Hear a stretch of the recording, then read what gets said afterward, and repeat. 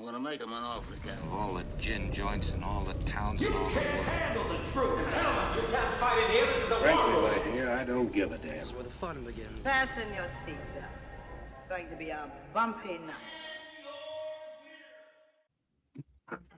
Hello, everybody. Welcome to another episode of Multiplex Movie Melee. Finally here, getting singles championship match. Finally getting it. Interim champion Jake Marangoni playing singles champion Jake Meltzer. Had a bit of a scheduling snafu, so we had to kind of throw in another one where Jake played Andrew Barr for the interim championship. Jake was able to win that. Now, bit of a pit stop to where the actual main event here, Jake versus Jake. Cool stuff. Ryko, why don't you hype it up a little bit? Well, it's our first unification match. So after this, you're going to have to say, and your winner, and either still or no, not still. It would be, oh my God, I totally messed it up. But it would be undisputed champion. You have to say that. Your winner and undisputed champion. So it's very exciting. I didn't know that's how that worked. But I mean, either way, it's going to be a hot one. We'll start by bringing in our interim champion, Jake Marangoni. Jake, how you doing? It's so weird to be called a champion when I don't feel that way at all. I'm just holding this title whenever I get to play Meltzer again, which is today. Yeah, so I have thought about this match for a little bit.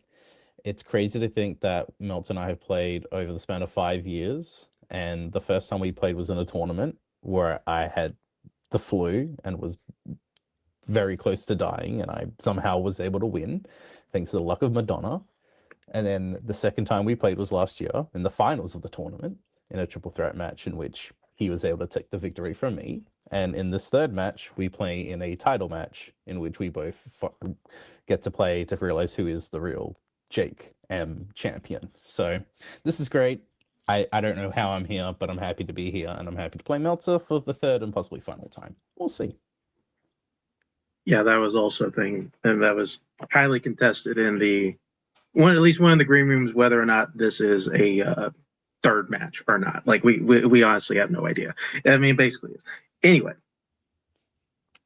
bring in champion Mr. Jake Meltzer. Jake Meltzer, how you doing? I'm doing great. We're recording this on the day that the U.S. beat Australia in the World Cup. So I'm hoping that I can do what my boys Tyler, Weston, Flo, and the gang did earlier and come out on top. But like that match, I know it will not be easy because I know how motivated Marangoni is, and this has been a long time coming for me too. I mean, literally this match is happening a month later than it was supposed to because I had the most insane work schedule of all time. And honestly, I think it kind of worked out a little bit. I think if we had played coming off of that, I would not have been in that good of a place mentally because I was just so burnt out and worn down at that point. And I think I'm in a better headspace for this one. So we'll see if that reflects in results. But yeah, I've been steeped in a lot of Aussie movies lately. So some good, some not so good. So we'll see how much fun this is today. And this is the end. As my wife likes to say, it's not that deep. Let's go. Okay. I mean, listen, I don't know if Ryko cares about the World Cup or not. I don't. Like, I think this is the USA Australia match. I think everybody's actually looking forward to. So I really hope it's not a representation of that match in the outcome. Let's just get started. Round number one. It's going to work like this. Gonna get 8 questions from 8 general movie categories. Gonna have 15 seconds to write your answer down on your whiteboard. At the end of that time, we'll ask that you show and verbalize your answer. Get A point for each correct answer. Any one of you gets all eight correct, you're going to get a bonus question, also worth 1 point. It being a title match, you all get 4 repeats and a challenge to use throughout the match. Anything else before we get started? Nope. Get Just to going. give a heads up, I might have some audio issues. If that is, I might ask for a repeat, but just giving the heads up now. We'll be ready with those types. We'll see. First question comes in the category of the 1980s. In Masters of the Universe, what is the name of the castle Prince Adam calls to when he wants to gain the powers of and turn into He-Man? Okay, I just want to say this. Marangoni's beard is looking great. I think this is the most grown in I've seen it, and it looks fantastic. That's all I'm going to say. I feel like we've seen it that way before. I mean, I'm not. I feel like I've seen Jake's face. Well, I'll tell you. I don't know where I'm going with that. Let's go. 5, 4, 3, 2, 1. Pens down. Fuck. Let's see the other way around. Marangoni, what you got? Hello, test. Can hear you. I have Grayskull. All right. Meltzer. I guess I wrote it the American way, Grayskull. All right. Grayskull is correct. All right. Here's your next question in the 2010s. Chris Hemsworth, Ben Whishaw, and Tom Holland all appear in which 2015 adventure film? This is going great. Oh, technical difficulties. But come on. We're talking to somebody in Australia. That is a technical miracle. Yeah, I mean, I suppose so. I grew up in the 70s. 4, 3, 2, 1. Pens down. Meltzer, what you got? Nothing. I blanked. Jake. In the Heart of the Sea? In the Heart of the Sea is correct. So Marangoni takes the lead. Going into your next question, category mystery thriller. Why do Hetty and Allie first meet in Single White Female? Hetty or Heidi, spelled Hedy. I don't know if that means anything. But Either. I mean, I don't know how it said in the movie. I hadn't seen it, so. I have, because I'm old. So, I've seen a bunch of these older movies. And grew up before we could do this with people from Australia. That gonna be the bit, like the whole match. That's gonna be the bit. Gonna be my bit for the whole match. 1. Pens down. Marangoni. I have no idea. I said AA meeting. No, you're better now. Jay Meltzer. God damn it. I said they're each looking for a roommate. Looking for roommates is correct. So Meltzer ties it up 2-2.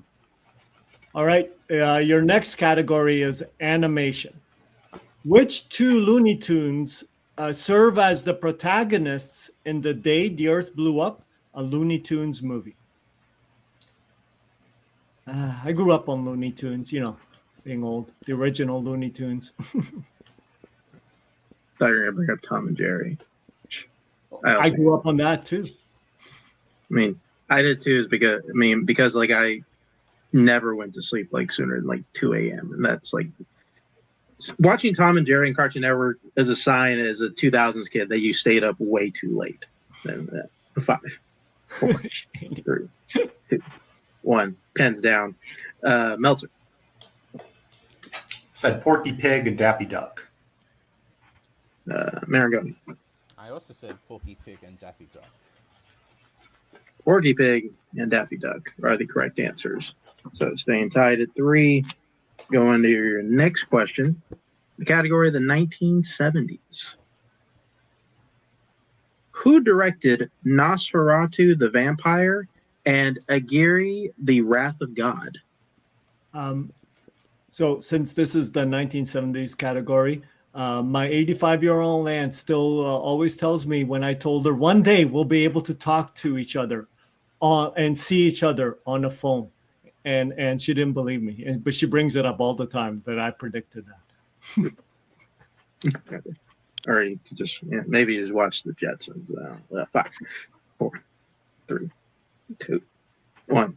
Pens down. Marangoni, yeah. Werner Herzog. Meltzer. Werner Herzog. Werner Herzog, correct answer. Staying tied up. All right. Your next category is actors and actresses. Who has played title characters in films directed by Mona Fastwold, Catherine Hardwicke, and Adam Egoyan?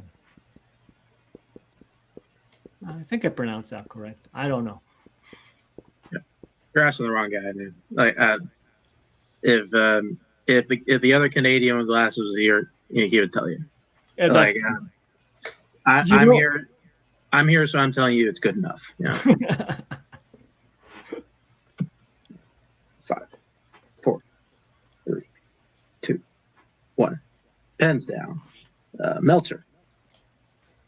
Amanda Seyfried. Marangoni. Amanda Seyfried.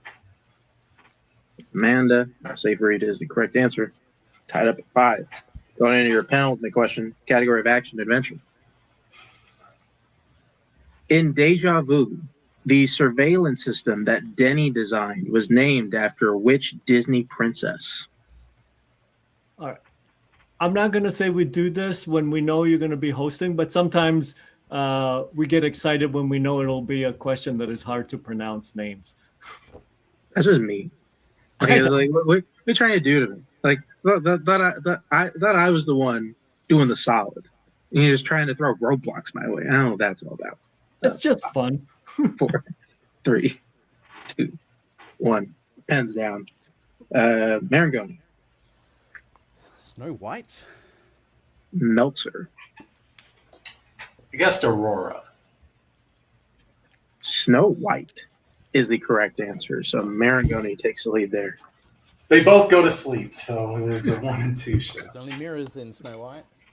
All right. And here's your last question in mystery/thriller. What film is about a woman attempting to pay off her boyfriend's debts, in which we see 3 different outcomes for how she raises the money? Do you got a girlfriend that'll do you a solid like that? No. No. No. No. I have an ex-wife. She wouldn't have done that solid for me. I don't know. Well, you're not buddies? Oh, yeah, we are buddies. Well, maybe now she'd do it. Not when we were married. That's kind of fun. 5, 4, 3, 2, 1. Pens down. Yeah, I'm glad that worked out. Meltzer. Run, Lola, run. Marangoni. One of my favorites. Run, Lola, Run. Run, Lola, run is the correct answer. So with that, at the end of round number 1, we got Marangoni in the lead with 7. Meltzer right behind him with 6. That would be Reiko. Yes. Yes. So going on to round number 2, which is our wheel round, in which both players we get a chance to spin our wheel. They like what they land on the first time, they can keep it. If not, they can elect to spin again, but they got to keep it they land on second time. Categories on today's wheel are Brawl Space Odysseys and pre-2010 Peter Weir. Those are strength categories on the wheel today, as well as action adventure, comedy, Oscars, scores and soundtracks, family, coming of age /teen, war, and 2000s. Spinners and opponent's choices not on the wheel since it's title match. So Marangoni, you're ahead. Do you want to spin first or defer? I'll defer. Meltzer, here's your first spin.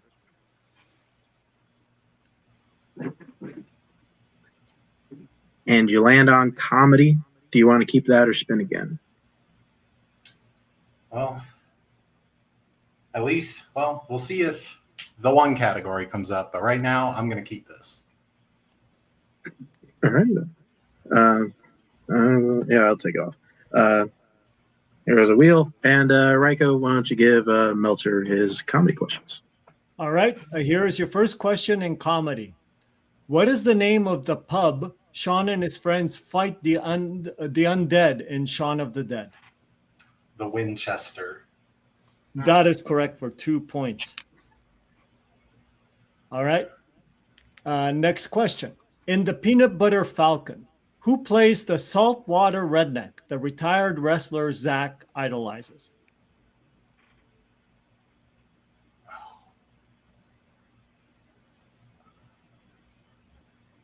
I'll go multiple choice. Okay, is it A, Nick Frost, B, John Hawkes, C, Mickey Rourke, or D, Thomas Hayden Church? Okay, good thing I checked out. I will say D, Thomas Hayden Church. That is correct for a point. It's the one that made the most sense. Okay, your next question in comedy. In Used Cars, Rudy has aspirations of running for what political office? Multiple choice, please. Is it A, president, B, governor, C, senator, or D, mayor?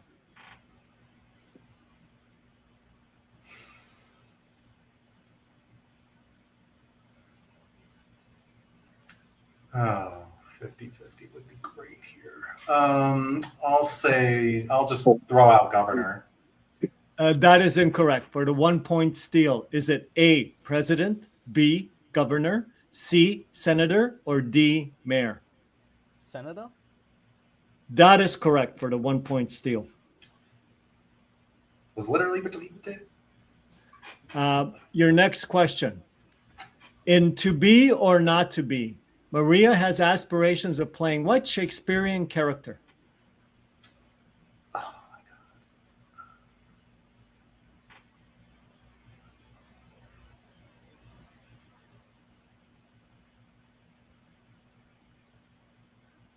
You know, I'm just gonna go for it and see how well Marangoni knows Shakespeare. I'll say Lady Macbeth. That is incorrect for the 2 point steal. I mean, well, you're not wrong.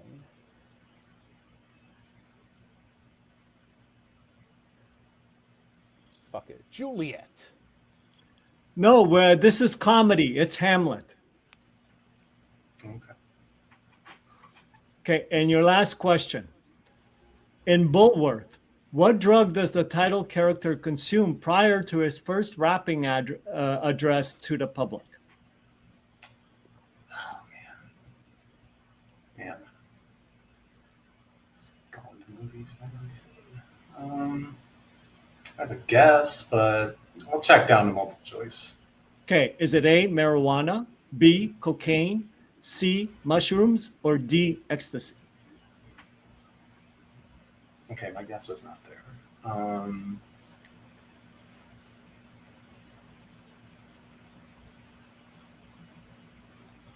I'll say ecstasy. That is incorrect for the 1 point steal. Is it A, marijuana, B, cocaine, C, mushrooms, or D, ecstasy? Cocaine. No, it's just plain marijuana. Oh, Okay. kind of depressing. So with that, the end of Meltzer Spin, it's a score up to 9. That Steel Marangoni is at 8. That we have Rico. 9-8, yes. All right, bring back up the wheel. And this will be Marangoni's first I spin. really don't want to get Oscars because that'll be the third time in a row. I don't want you to get Oscars either. And you land on 2000s. Do you want to keep that or spin again? Yeah, fuck it, why not? So you spin it again? Yeah, sorry, take it. Yes, I'm taking it. Oh, you're going to take it. Okay. Sorry, I should have probably specified. Okay. All right. I will give you your questions in the 2000s. Here's your first question. What kind of factory does Charlie's father work at in Charlie and the Chocolate Factory?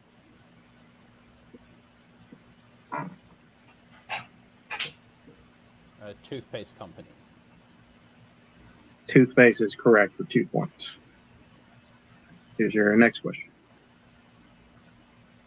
What is the name of the indie rock band in Jennifer's Body?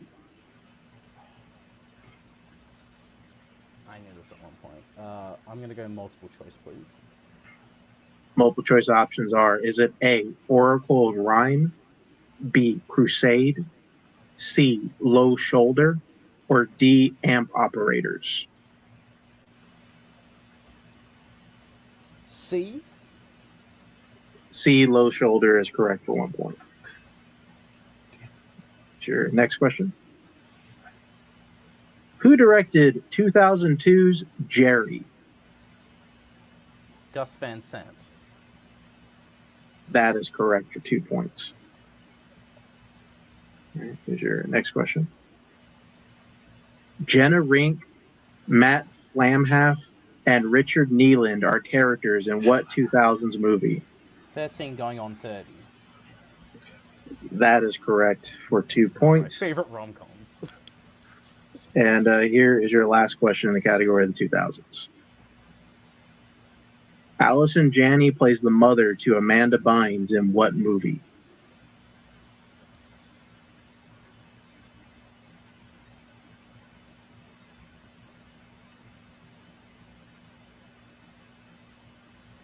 Oh, Hairspray. That is correct for 2 points. That Marangoni gets a score of 17. Meltzer is at 9. Is that what you have, Michael? 17-9. All right. Guess we're going on to round number 3, which is our deep cut round. Both players have submitted a film to Deep Cut Study. They'll now get asked 2 questions from each film worth 2 points apiece. And that's pretty much it. The films that were selected for Deep Cut Study were Clue, which is selected by Meltzer, and Kangaroo Jack. Shocker was selected by Marangoni. All right.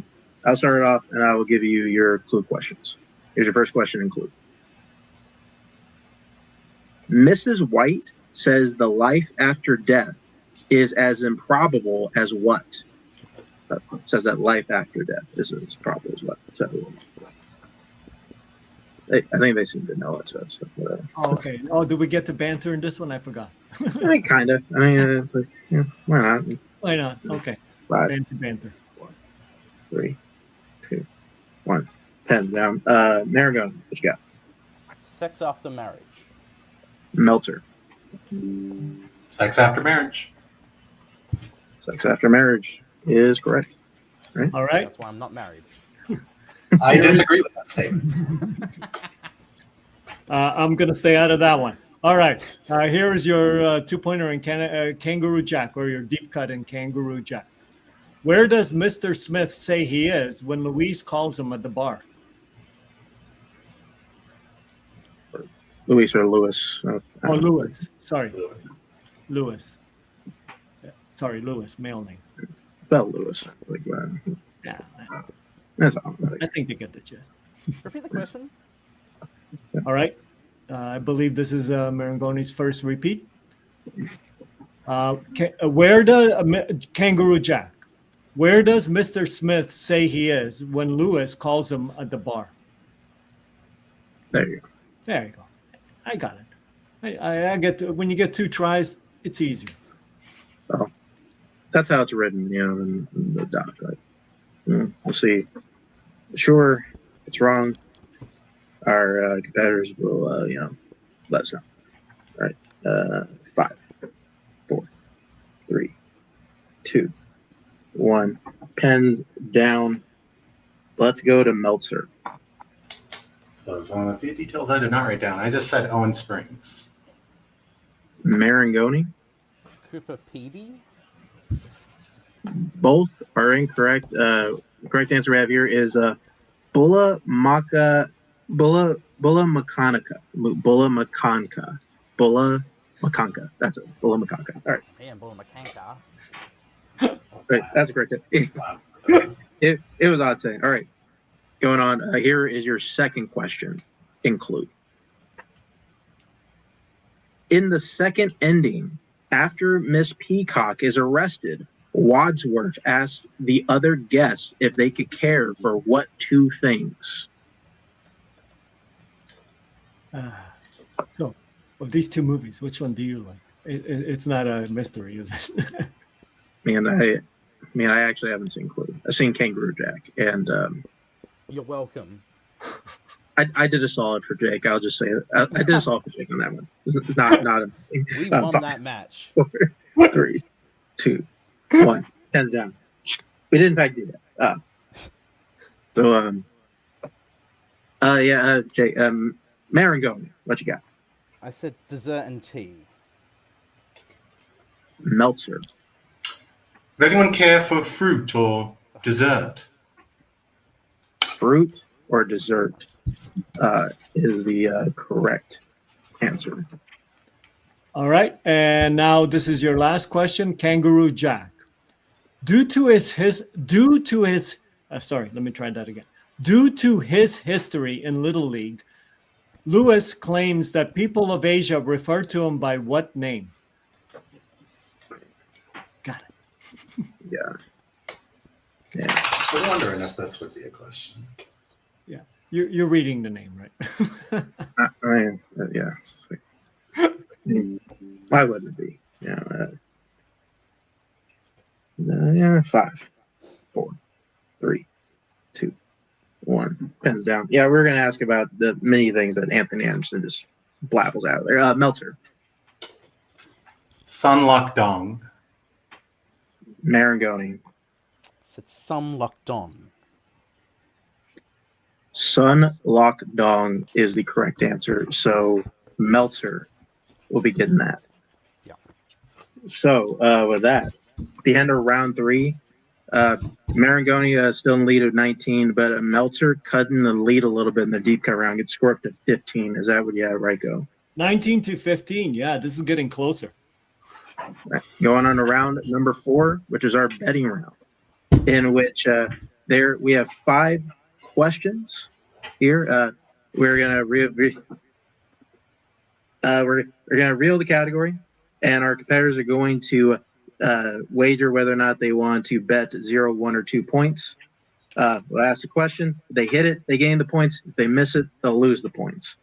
So, with that, we'll start off. First question, category coming of age / teen.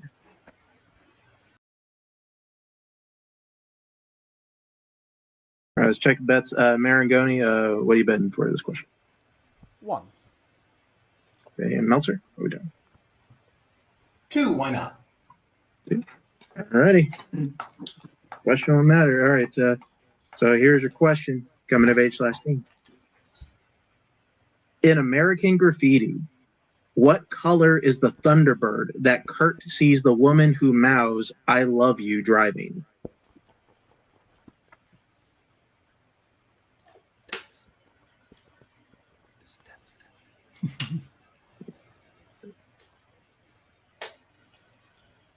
Okay. Go with 5, 4, 3, 2, 1. Pens down. Marangoni, what you got? I said red. Okay. Meltzer. I also said red.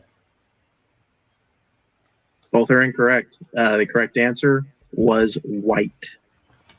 That Marangoni bet 1, so he'll go down to 18. Meltzer bet 2, though, so he'll go down to 13. So reset here, and your next question will come in the category of West.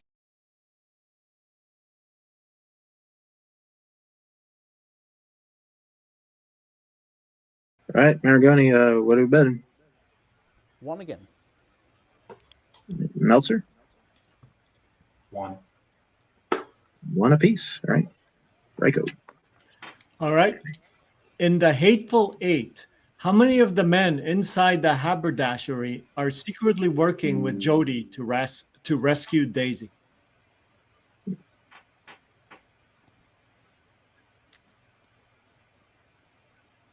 Haberdashery. Yeah. It's a hard word. But Yeah. I'm very proud of myself. We'll see. He's better. Repeat the question, please. Okay. I believe this is his first repeat. In The Hateful Eight, how many of the men inside the haberdashery are secretly working with Jody to rescue Daisy? Damn. Oh. Gotta get more water. Yeah. I'm just like taking in the tension. So tense. 5, 4, 3, 2, 1. Pens down. Start with Meltzer. Said 2. Marangoni. I said 3. 3 is correct. So Marangoni will hit that. You say who, by the way? We have Bob, Oswaldo, and Joe. Yeah, Joe Gage. Michael Madsen, Tim Roth, and Tim Roth. Damian. And yeah, the Mexican guy, yeah. I forgot about him. Okay. So yeah, that Marangoni hits the question, he gets the score up to 19. Meltzer will lose a point and go down to 12. Right along to the third question, round number 4, which will come in the category of sports.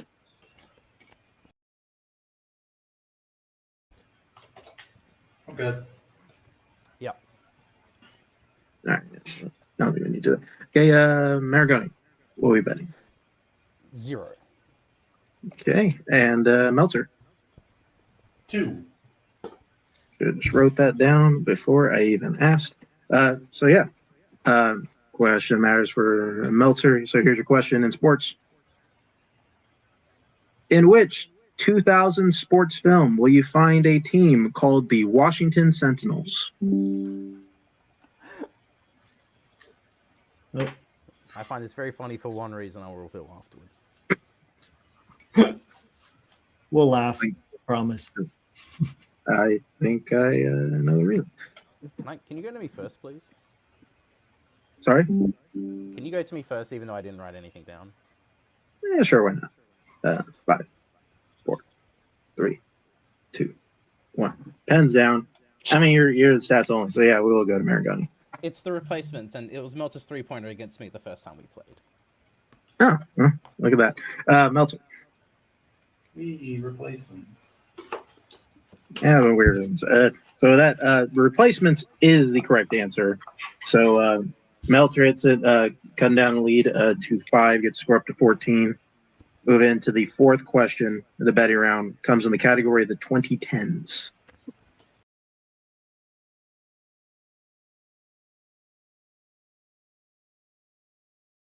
All right, Marangoni, what are we betting? 1. Meltzer. 2. 2. All right. All right. Here we go. It's safe now, right? All right. In the 2010s, what physical thing does the title refer to in Melancholia? Yeah, whatever that is. Well, I mean, I don't want to give it away. I know what the other thing is that I suffer from all the time. I just never heard of this fucking movie. Like, this could be fucking anything. Fucking weird. Give it a little bit more time. I'll tell you who directed it later. And I've still never seen a movie directed by this guy. 3, 2, 1. Pens down. Yeah, well, let's go to Meltzer first. Yeah. I really hope it's not an asteroid. I said a planet. Okay, and Marangoni. Yeah, it's a planet. Thank God. Planet is the correct answer. So Marangoni hits it, gets the score up to 20. Meltzer, get another 2 points, gets the score up to 16. So cutting into the gap a little bit. So now here's your final question, round 4, comes in the category of romance.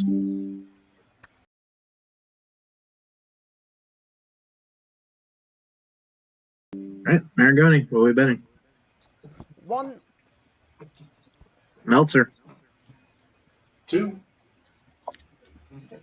All righty. The last question in round 4, category romance. Who plays Tybalt, Juliet's cousin, whom Romeo kills out of revenge in 1996's Romeo plus Juliet? And they already know it. Okay. Yeah, I like that. Yeah, I like the fact you said plus. I mean, that's what the fucking movie's called. Like, that's because the guy has to be, fucking pretentious as shit. It's like, just He's the one who did it. No, whatever. Uh, Yeah, hey, we're good. I'm just giving you compliments. 2-1. Pens down. I do appreciate that. Meltzer. Directed by a terrible Australian filmmaker, John Leguizamo. And Marangoni. In assistance with cocaine, but John Leguizamo. John Leguizamo is the correct answer. So Marangoni only betting one gets a score up to 21. Meltzer cutting in the lead again gets a score up to 18. That 2-pointer. So 21-18. That's what you got, right, Rego? 21-18. Yep. All right, go everybody. Round number 5. Pick your poison round. So our players have picked categories from our general categories. They will now pick them again, see what they answer here in round number 5. Round number 5 here. Once category is selected, cannot be picked or answered by their opponent. Get as many as 4 questions worth 1, 2, 3, 4 points apiece. Categories that have been selected for today's match are classics, musicals, Oscars, action adventure, sci-fi fantasy, comedy, scores and soundtracks, and horror. Gonna have our players pick their categories and let's hope we come back. Yeah. All right, we're back. Competitors have picked their categories. So it's gonna go. We're go till we're out of questions. One player's been mathematically eliminated. We'll start player that's behind, which is Meltzer. Meltzer, what would you like for your 1-point question? Did you not hear what I just said backstage? I told you I would ask it anyway. Well, I just tuned that out. Just ask it. All People right. on YouTube have no idea what you could be talking about. Meltzer will take his 1-pointer in the category of Oscars. I will give a question. Your 1-pointer in Oscars. Mel Gibson received his most recent Best Director nomination for what film? I believe in a wild turn of events, he was nominated for Hacksaw Ridge. That is correct.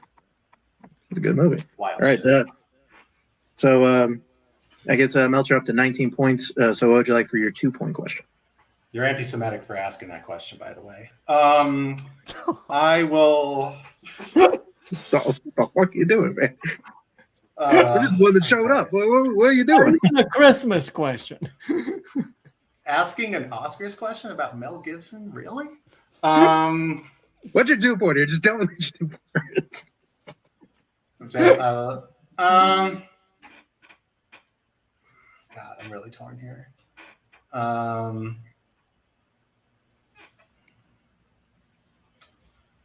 right. Well, yeah. You know what? I'll just throw caution to the wind. I'll do comedy for 2. Okay. Sure. All right. Here's your 2-pointer in comedy. Potentially tied the game. What is the occupation of Nacho's love interest in Nacho Libre? I believe she is a nun. Is in fact a nun. That is correct for 2 points. Tying the game up at 21. So we'll go over to Marangoni. What would you like for your 1-point question? Musicals, please. All right. Here's your 1-pointer in musicals. What 1950s musical features performances by Gene Kelly and Leslie Caron? Singing in the Rain. That is incorrect. It's an American in Paris. I don't know. So with that, you have more questions, so we'll stick with you. What would you like for your 2-point question? I'll take horror. Okay. Here is your 2-pointer in horror. Name 2 of the 4 city-based nicknames of the main characters in Zombieland.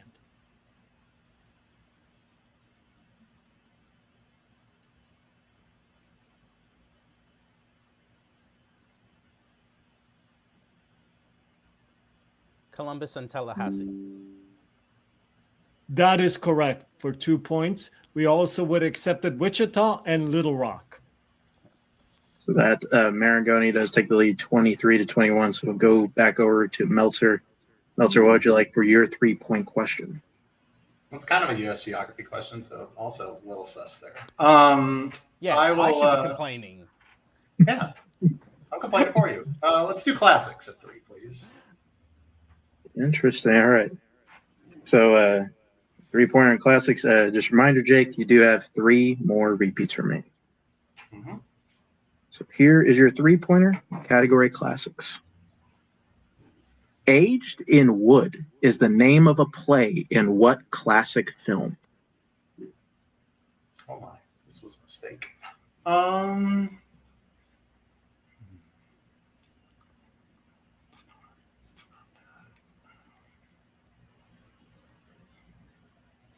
5, 4, 3. repeat the question, please. All right, that's your second repeat. Your question again. Aged in Wood is the name of a play in what classic film?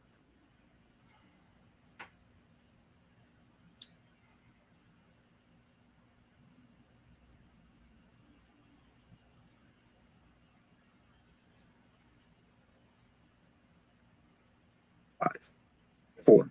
I'll say my repeats. I'll say Summer Stock. That is incorrect. We're looking for All About Eve. All About Eve. All right. So here's where we're at. Meltzer has one more question remaining, which is his 4-pointer in action adventure.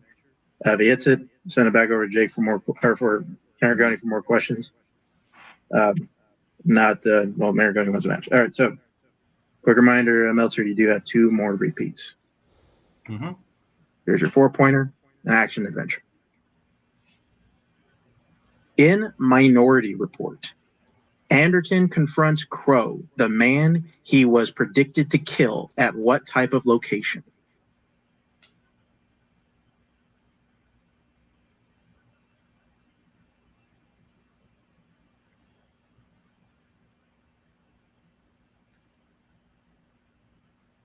Five, 4. I'll 3. repeat the question. All right, that is your 3rd repeat question again.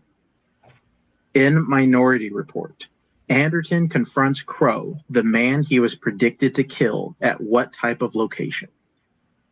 Okay, only one thing is coming to mind, and if it's wrong, well, it's been a hell of a career. Still might just be a hell of a career, but for a little while longer. I'll say a hotel. That is correct for 4 points. Meltzer gets a score up to 25. So I'm that's at 23, correct? that is correct. So Maragoni hits any of these last 2 questions, he will be the winner. So Jake, what would you like for your 3-point question? Scores and soundtracks. Reiko. Okay, here's your 3-pointer and scores and soundtrack for the win. 3 repeats, correct? 3 repeats, yes. Yeah. Okay. In Barbie, name one of the 8 words that make up the acronym PINK for either the original or Bad Day versions of the song. What?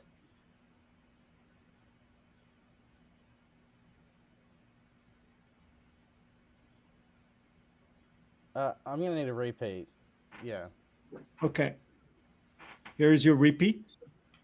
In Barbie, name one of the 8 words that make up the acronym PINK for either the original, the first 4, or Bad Day version of the song, the second 4. That's your 2nd repeat. I have. What is the scores and soundtrack question? What the fuck?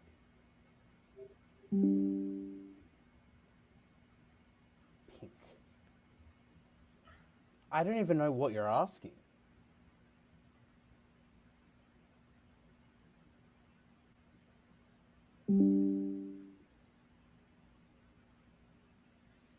Five, 4, 3, 2. Fucked if I know. Final answer.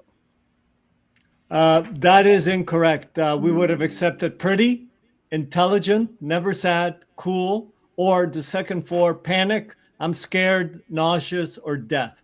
What song is? What song is this? What is this? Pretty sure it's a song called Pink. Like I'm challenging. I don't understand. I'm challenging. I don't get the validity of this question. I'm challenging. like, so you're challenging that, this. I'm like, challenging that. What is this? Okay, so what is? I'm challenging. I'm challenging that this is not a song that is heard in the film, and if it's in the end credits, then you should not be asking about the lyrics. I'm going to challenge it. Why not? Okay, you're just challenging the basic validity of the question. All right, we'll be right back after this challenge. All right, we're back. Talked about it. The both versions of songs are played in the movie, so at least prior rules. It's a good question to ask, and it is in fact pretty intelligent. Like, it's all the options that we have here. So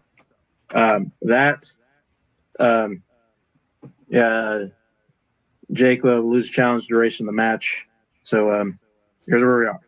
Got one more question remaining, which is Marangoni's 4-pointer in sci-fi fantasy. He hits it, he's the champion. Doesn't, Meltzer stays the champion. This has been fun. Marangoni, here is your 4-pointer in the category of sci-fi fantasy. Do have 2 more repeats remaining. Okay. You're reading it? Oh, yeah. No, you're reading it. Yeah, okay. Go ahead. All right. Here we go. Your 4-pointer. In Flash Gordon, what football team does Flash Gordon play on? We need the city and the mascot.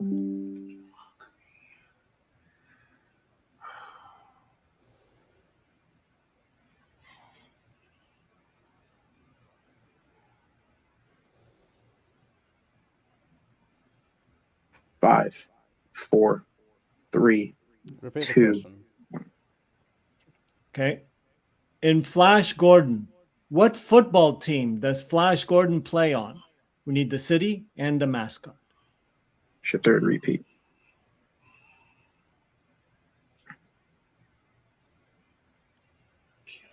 This is what it's coming down to.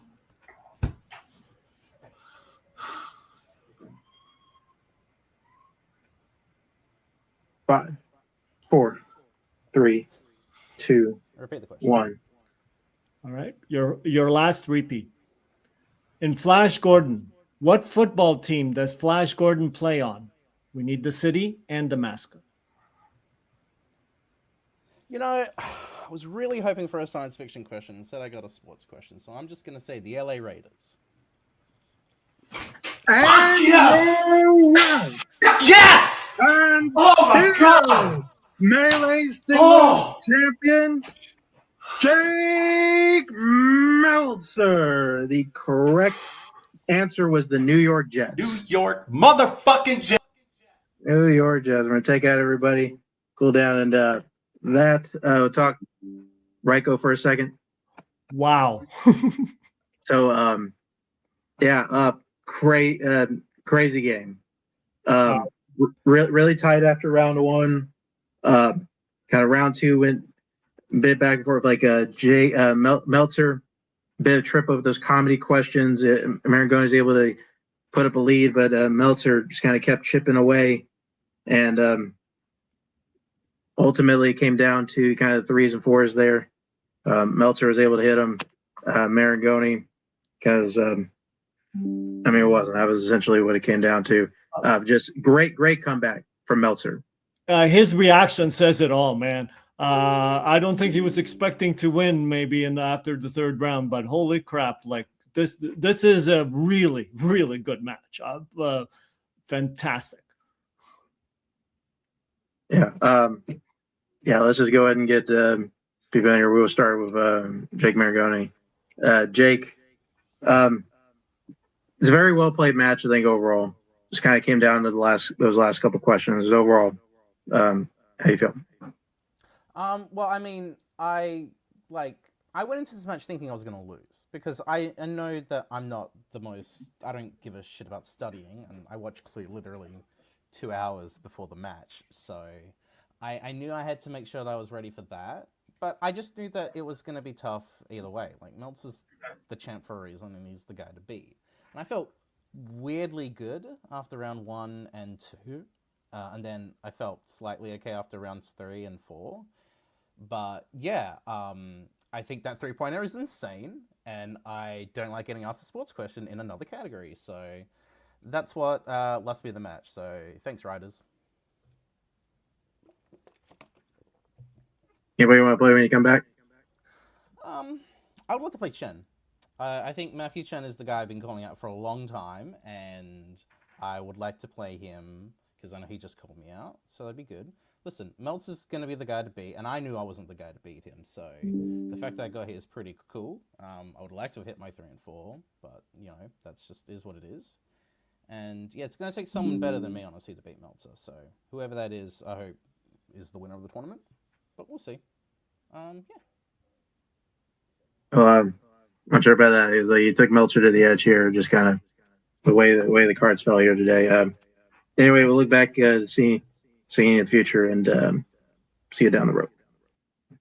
For that, bringing your winner today, still champion, Jake Meltzer. Jake, yeah, definitely had to fight through a little bit of adversity here. Down a lot going into round number 3.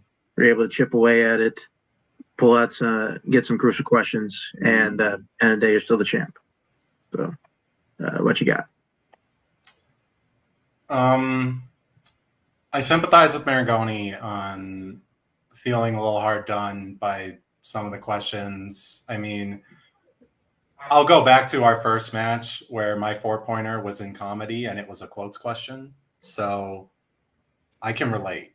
But besides that, I thought I was toast after round 2. Like, yes, I thought maybe I could get a couple back in the deep cut round because that's always where I do well. But round 4 has been a tough round for me in the past, and I was just like, I just thought he's good enough to keep the distance from me, and maybe he played a little too conservatively in round 4, and it's tough when like our best categories are not there where we feel comfortable just shooting for it. And I mean, at that point I just was like, screw it, I'll shoot for it. And then round 5, I mean, like, yeah, as you could see, I was praying really hard that he wasn't familiar with the movie because it's such an iconic line from the movie where he talks about being the quarterback for the Jets. And my reaction, I think, I don't know how people will react to like how I reacted to this. I will say this. There is nobody that is in this league right now that I wanted to beat more than Marangoni.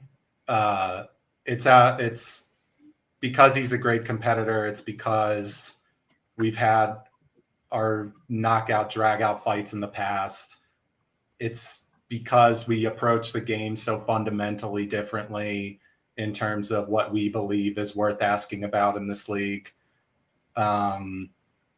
So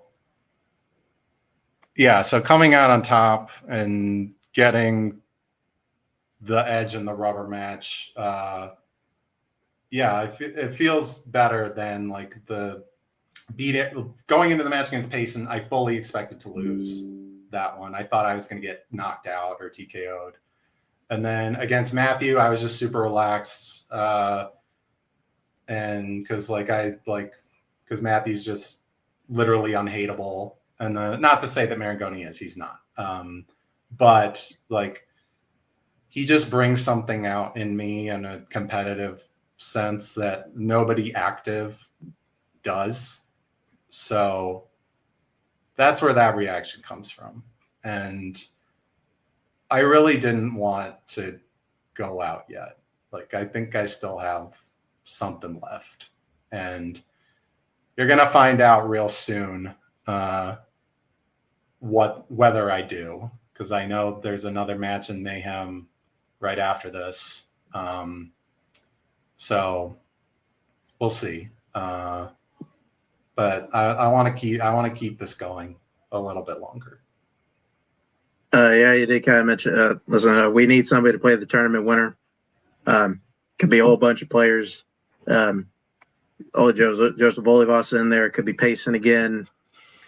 Jeremy Adams in the mix. Also got guys like Cameron Redshaw, Brian Michaels. A lot of interesting names in there. I don't know who to come out of that. Well, of those names, I'd love for Jeremy to cash in. I called for it after the last two matches. I would really love to play him again, just because we've just had our battles as well, and that I think would be a pretty epic one. And then I think another one would be a rubber match with Joseph. I think that would be. As scared as I am that he's going to throw Oscars on there and get it. I mean, who doesn't love a challenge? I'm certainly not afraid of a challenge. And we've each won one. So like Maragoni, I'd take a rubber match. Yeah, those would be my two preferences, I think, of the field. We'll see how it plays out. We'll see you then, and congratulations again on the win. And see you down the road. That really good match. That will do it. I'll do it here for us here at Multiplex Movie Mayhem. Thank you everybody for showing up. Thank you for playing. Thank you everybody for helping out, writing, editing, all that. Thank you, Ryko, for being here with me, co-hosting this one. And just watch all of the stuff. I honestly am not 100% sure this part of me. If it is part of me, watch all of it. It's good. And everybody, be well. Where we're going, we don't need roads. In case I don't see you. I'm gonna go home and sleep with my wife.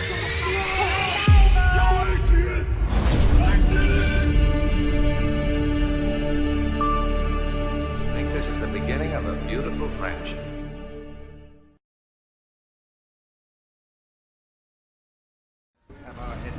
Hello there. You're a wizard. Are you watching closely? Avengers! It's alive! With thy knife tipped and shattered. It's showtime. Hello, everybody, and welcome back to Mayhem at the Multiplex. I'm your host, Caleb Coho, and tonight, Blockbuster Brawl's singles title is on the line. Not for the first time, but it's the first defense in the history of the division. Joe Fairley's here for the chance to try and defend. He won it off of Jeremy Potters at the end of the tournament to establish the first Brawl Singles champion. Tonight, he'll be taking on Caleb Boatman in that first defense. When we saw Boat, it was a pretty nice sort of run through, beating Matthew Chen and then Kaiser Wang, beating both halves of Country Roads to get here tonight.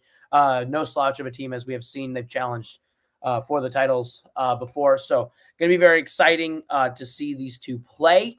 Never have matched up, former trios teammates. It's going to be a very fun time here. So we'll start with our challenger, Caleb Boatman. You seemed in the number one contenders match to be shocked to win. And now you are here playing Joe Fairley. How are you feeling about playing for the title here tonight at Mayhem? I mean, look, at the end of the day, it's an honor just to be nominated. That is absolutely my philosophy here. Whatever happens, happens. Joe is okay, I was trying to figure out a way to describe this because I know Brawl is not a geek league. And it's I feel like there's macro leagues and there's micro leagues. Not in the sense of importance, but in the sense of macro leagues are your general trivia, general movie trivia stuff. Micro leagues are the specialized stuff like this. Joe is on that micro trivia league like Mount Rushmore. Absolutely. Sure. So, dude, even if he says, oh, I'm only at 50% capacity or yada yada, I don't care. I don't care. A bazooka with a Band-Aid over the top of it is still a bazooka. Let's be real. It's true. Well, we will see how you do tonight as we bring in your competitor tonight, the champ, Joe Fairley. You've been called a bazooka with a Band-Aid on it. How do you feel about playing Caleb Boatman tonight? This is great. This is something I've wanted for a long, long time. I agree that I'm definitely up there for the specialist type of trivia, but there's no doubt in my mind that the boat is the GOAT in terms of movie trivia in general. So I think this is perfect for a title match. I really can't say anything more than this. I've been wanting to play boat for a long time, and it's nice and something where I think I definitely have maybe some deeper knowledge of a lot of these films, but I think boat has a grander knowledge of movie trivia in general. So I think that makes this very interesting. I would agree. I think it's going to be a very good match. So let's get right into it and not keep the audience waiting anymore. As we get into round number one, which works like this. You guys are going to get 8 questions from 8 different areas within the realm of Blockbuster Brawl. Should you get all 8 questions correct, you'll be issued a bonus question. You have 4 repeats for the entirety of the match, as well as a challenge rule and your lifelines. In title matches, you get 2 bar rules where you'll have a second chance to answer the question, a multiplier where you have the chance to double the point value of a question, and 50-50 where you can have 2 multiple choice options removed in round number 2, but we'll worry about that when we get there. Lifelines must be declared ahead of the question being answered and cannot be used on the 3 and 4 point questions, in this case, round number 5. Any questions as we get into round number 1? Good luck, Bo. You too. All right, then your first question will come in the category of modern masters. The Curious Case of Benjamin Button opens in what decade? Cody, I think we were having the discussion about where things will go in Mayhem, and we'll talk about matches, about where things will move based on things get recorded and all that jazz. And we were talking about how we're going to market matches for this and the stuff. And I was like, I have no idea how to market either of my matches. I just think they're going to be good. 5, 4, 3, 2, 1. But I'll leave it to Payson and Dylan to come up with Battle of the Goats or something. We'll go to Joe. 1940s. And we will go to Boat. I said 1920s. Boat is closer, looking for the 1910s. 1910s. So you're still scoreless, going into your next category of Monster Mash. In which Monster Mash film will you find a steamboat named Rita? This category is very fun. I like this category. When we were building categories, I think I tell these stories all the time, and I feel like I repeat myself, but this is the one that I was like, this is fun. This is very different. Shout out Kirk Kolakowski. I think he was probably one of the bigger inspirations for this category. 5, 4, 3, 2, 1. Pens down. We'll go to Boat first. Creature from the Black Lagoon. And Joe. Now at Land of the Dead. Creature from the Black Lagoon is correct. So Boat will lead 1-0. Going into Guns, Lots of Guns. In The Equalizer, how is the last person we see die in the film killed?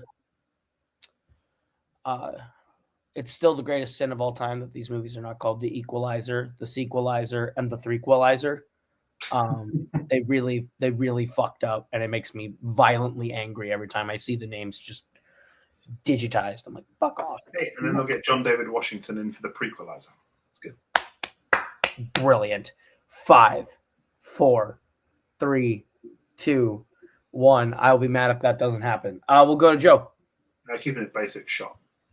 We'll go to Boat. It's in the guns category, so I would feel stupid if I was wrong if I didn't say shot. So I'm going to say shot. Both incorrect. Looking for electrocuted. But okay. Good guess. In Guns, shot is 99% of the time the answer. So your next question will come in the category of Legendary Lovers. Which Legendary Lovers film features the Hotel Belladonna? Yeah, another category where it's like different. This one's Rue's fault, though. I think every category I can give a slight attribute, like an attribution to who like inspired it or like brought that idea up in the community that led us down that path to make it. But I could say Legendary Lovers confidently is Rue's creation, sort of. 5, 4, 3, 2, 1. Pens down. We'll go to Boat. Mamma Mia, Here We Go Again. And Joe. Mamma Mia, Here We Go Again. Mamma Mia, Here We Go Again is correct. 2-1 in favor of Boat. Going into the next question, the category of Grab Bag Blitz. At the end of Mallrats, it is revealed that Brody would go on to host what television show? They talked about making a Mallrats sequel for a very long time, and I think it's actually happening. Maybe. I don't know. Kevin Smith makes all these promises of like, I'm going to make these, and then we wait like a while, and then eventually they happen. Remember Moose Jaws? I still want Moose Jaws. 5. I don't, honestly. I really don't. 2, 1. I do. Pens Okay. down. We'll go to Boat. Tonight Show. We'll go to Joe. The Tonight Show. The Tonight Show is correct. Moving on to your next question. The category of 0 to hero. Who voices Lola Bunny in Space Jam: A New Legacy? Kind of a topical movie to bring up today. LeBron James, I guess this is dated now. LeBron James is now Philadelphia 76er. Not the team I thought he would choose, and I'm a little disappointed.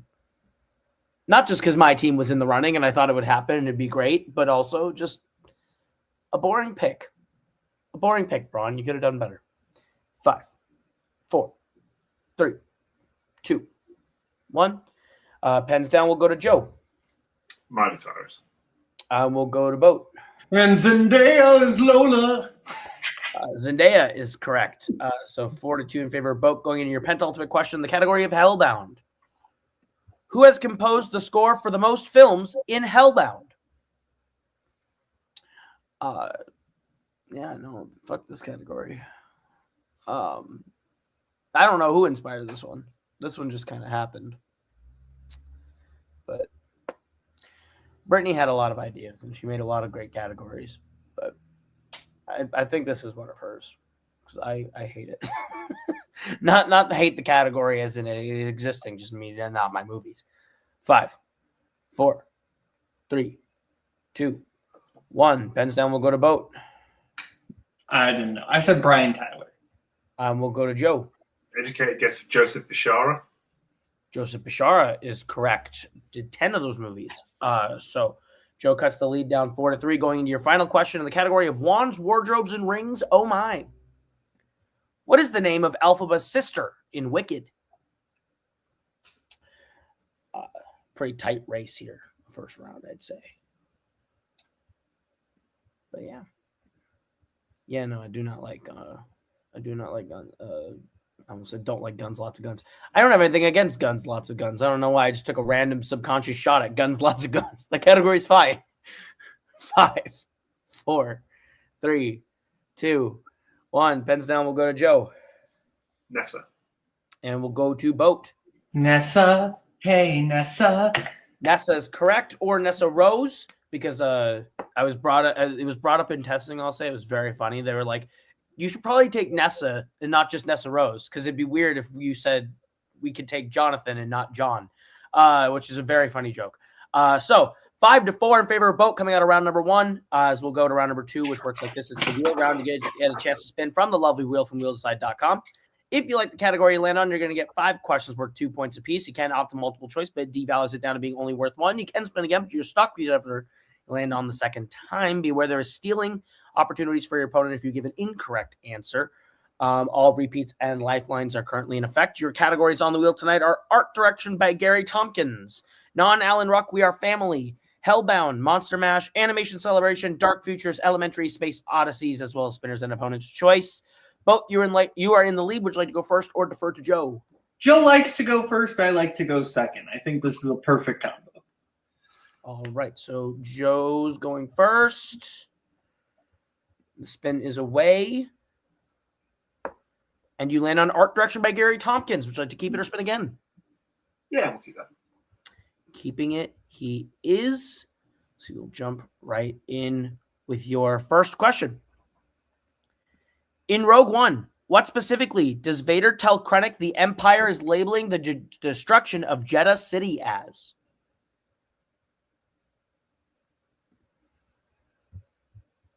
A mining accident. That is correct for 2 points.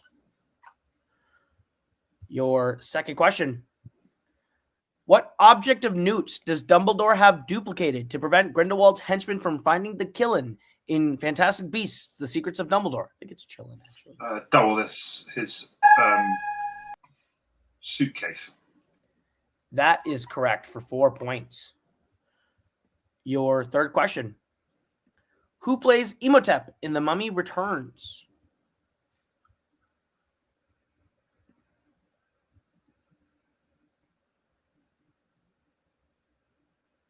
Oh, I'm going to get a vowel wrong here. Oh, I'll use a bar rule. Okay. Arnold Vislu. That is incorrect. We'll let you take a second chance to answer the question. Arnold Vosloo. That is correct for 2 points. That's why the bar rule exists. That is exactly why the bar rule exists. I had the same thing. I didn't use it with Roland and Ronald Lacey for Raiders. There you go. Your fourth question. In The Fifth Element, what is the name of the musician performing aboard the flying hotel above Falston? Floston. There you go. I'm going to get it wrong. It's something like the Diva Plava Laguna, but I'm going to a multiple choice. Your multiple choice options are, holy shit, A, Croven Abahia, B, Bohalago, C, Plava Laguna, or D, Zelenontrada. C. That's correct for 1 point. Holy shit. That's when you got a multiple if you don't know it 100%. Holy shit. And your final question. How specifically does Harry win Slughorn's contest during the first potions class in Harry Potter and the Half-Blood Prince? He brews an acceptable draft of living death. That is correct for 2 points. So at the end of Joe's spin, he gets a score up to 15 as we will bring back the wheel for boat spin. It was 2 bar rules, isn't it? You have 2 bar rules, so you still have another one. Yeah. Boat, you land on Monster Mash. Would you like to keep it or spin again? I'll spin again. Right, you're stuck with whoever landed on this spin. And you're stuck with Monster Mash. Okay. So you have no choice, actually. Yeah. I guess I had no free will. No free will for you. Your first question in the category Monster Mash. Which Monster Mash film is the first to mention Carfax Abbey?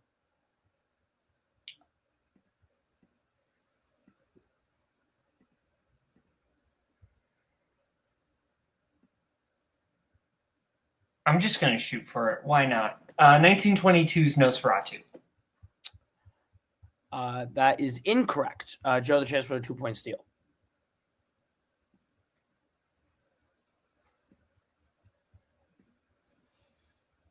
I'll go 2024's Nosferatu. It's also correct. Looking for Dracula. Okay. Dracula. So, ballpark. Your second question.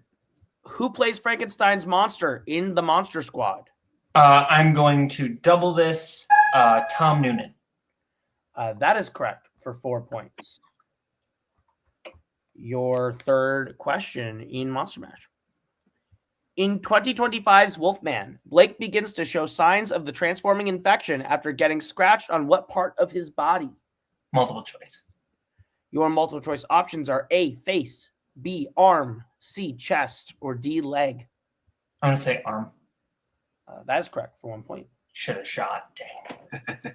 Dang. Your penultimate question in Monster Mash. In Bride of Frankenstein, when the monster sees the bride alive for the first time, what is the first word he says to her? Friend. That is correct for 2 points. And your final question in Monster Mash. Who kills Dr. Victor Frankenstein in Van Helsing? Multiple choice. Your multiple choice options are A, Igor, B, Mr. Hyde, C, Dracula, or D, the monster. I'm going to go fifth. This is my last question in the category, correct? Yes, it is. Yep. I might as well use the 50-50 here. All right. The use of your 50-50. Your options are A, Igor, or C, Dracula. Okay. I'm going to say Igor. That is incorrect, Joe. The chance of the 1 point steal is at A, Igor, or C, Dracula. Dracula. That is correct for the 1 point steal. Lucky you, Ryko. I already hear your comments now. It doesn't happen every time. Jesus. Anyway, so coming out of round number 2, Joe is in the lead 16 to Boats 12, but anything can happen as we get in round number 3, which is the noun round, I guess is what I'm officially going to call it. It used to be called Picture Perfect. I got 3 images that I'm going to show you here on screen.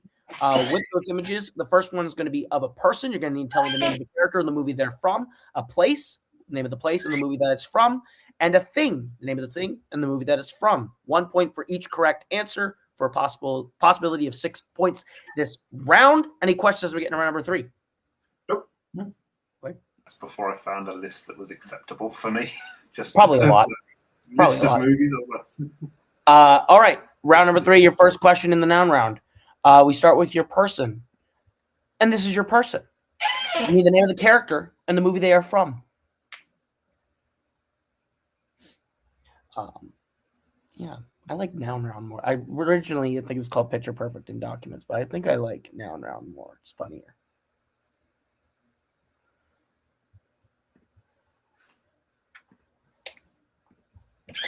We'll go 5, 4, 3, 2, 1. Pens down. We'll start with Joe. Nothing. We'll go to Boat. Then I'm wrong. I said Bishop, X-Men Days of Future Past.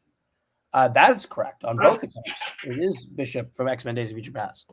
I don't know if it's me. The image is a little bit like highlighted. Maybe I didn't. I mean, to me it looks fine, but I don't know if it's. No, I'm not challenged. Okay. Then we will bring in your your place. It being the second question. I need the name of the place and the movie it is from. Here. I cannot see the image. Oh wait, no. Yes, I can. Sorry. I was like, I thought that was the background for a second. That's not a background. But no.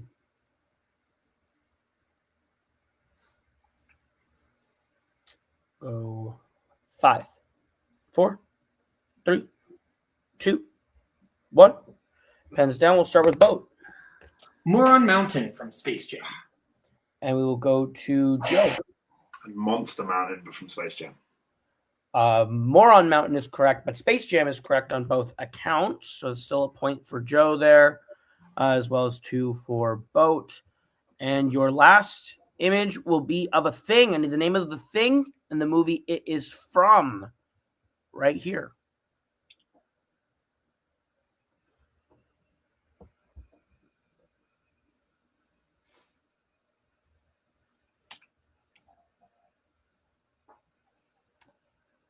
I have no idea how to banter these roles. No idea. Oh, well.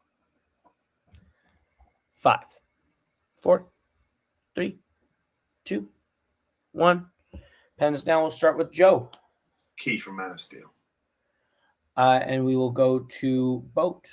Dang, I said the Codex from Man of Steel. I can't take the Codex. I could accept the Codex key or the key for Man of Steel, but the Codex itself is not that. Superman is Codex. Yeah, it is unfortunately not that. I did look up the idea of doing a Codex, but then I would just be showing you a skull, and that is not very descriptive. So with that, Joe is in the lead 19 to 16, or is it 17? Did I get that wrong?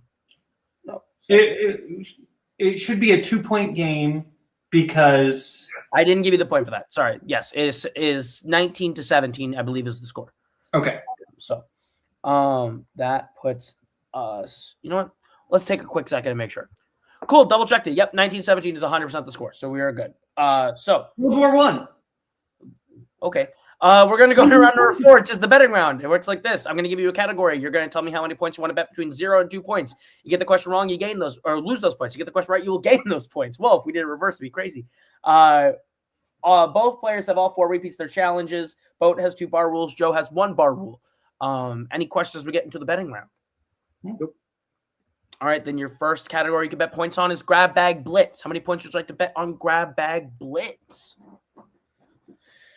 Originally, I think one of these matches I tried pausing and I'm like, you know what? It's kind of dumb. So I'm just going to banter about Grab Bag Blitz until I have bets.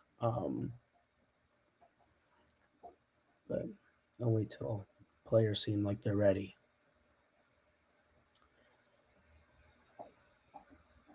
All right. Do we have bets both players? Yes. Yes. All right. Then we'll start with bets with Joe.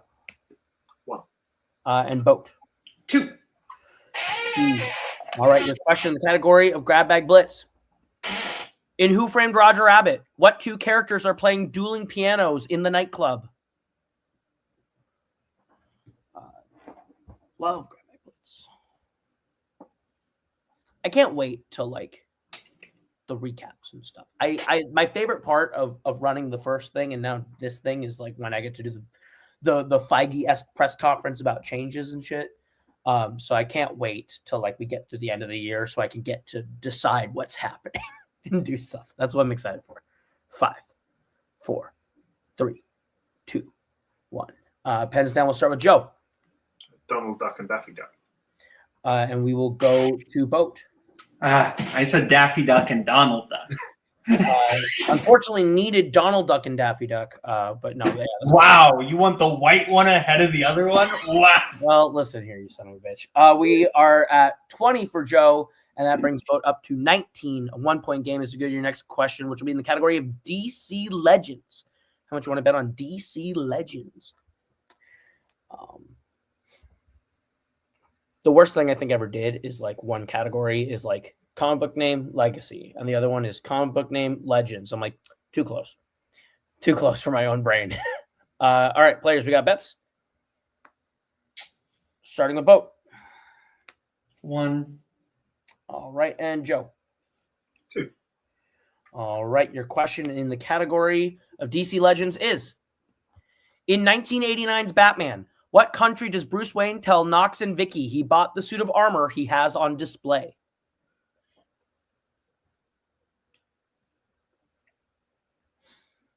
Perfect movie, I'd say.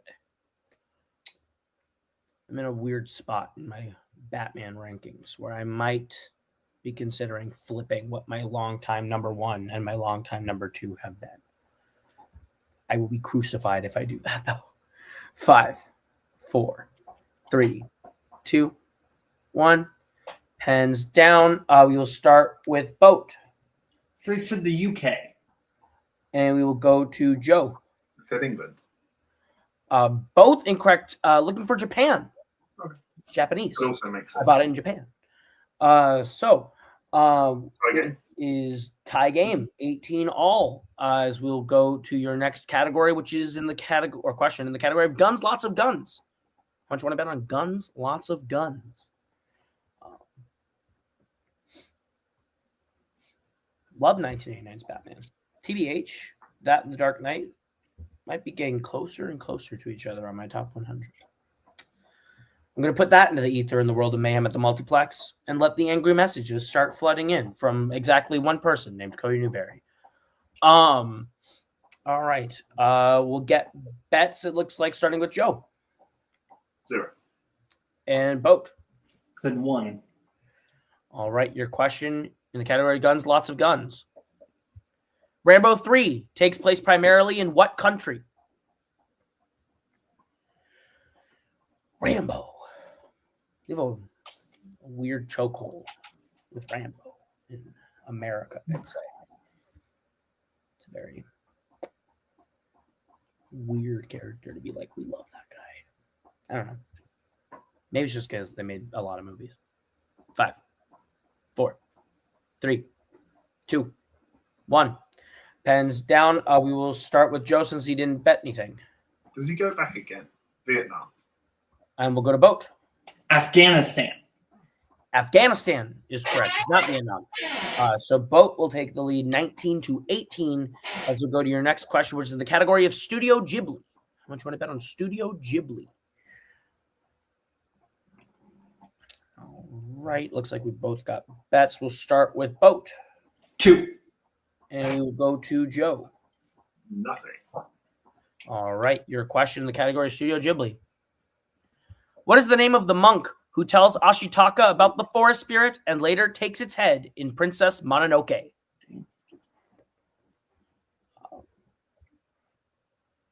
I've heard good things about this movie. I myself have not seen it.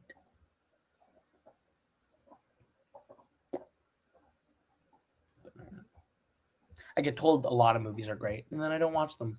So, I don't know. Welcome to my life. 5, 4, 3, 2, 1. Pens down. We'll go to Joe again since he bet nothing. Couldn't think of a good monk joke, so nothing. Could have put Adrian. We'll go to Boat. I said Pava. Pava's incorrect. We were looking for, where's my name, Doc? Gigo. So it is back to Joe's lead, 18-17, as we go to your last question, which will be in the category of brains. Brains. How much do you want to bet on brains?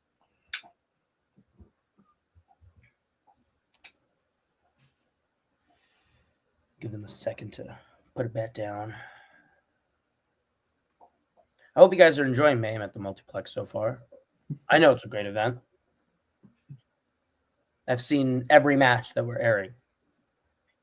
It's not true. One of the matches actually hasn't filmed yet, but you don't have to know that. Okay? God.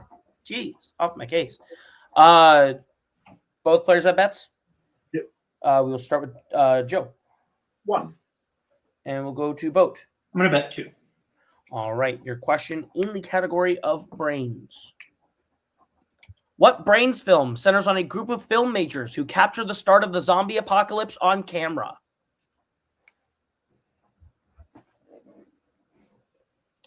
It's intense.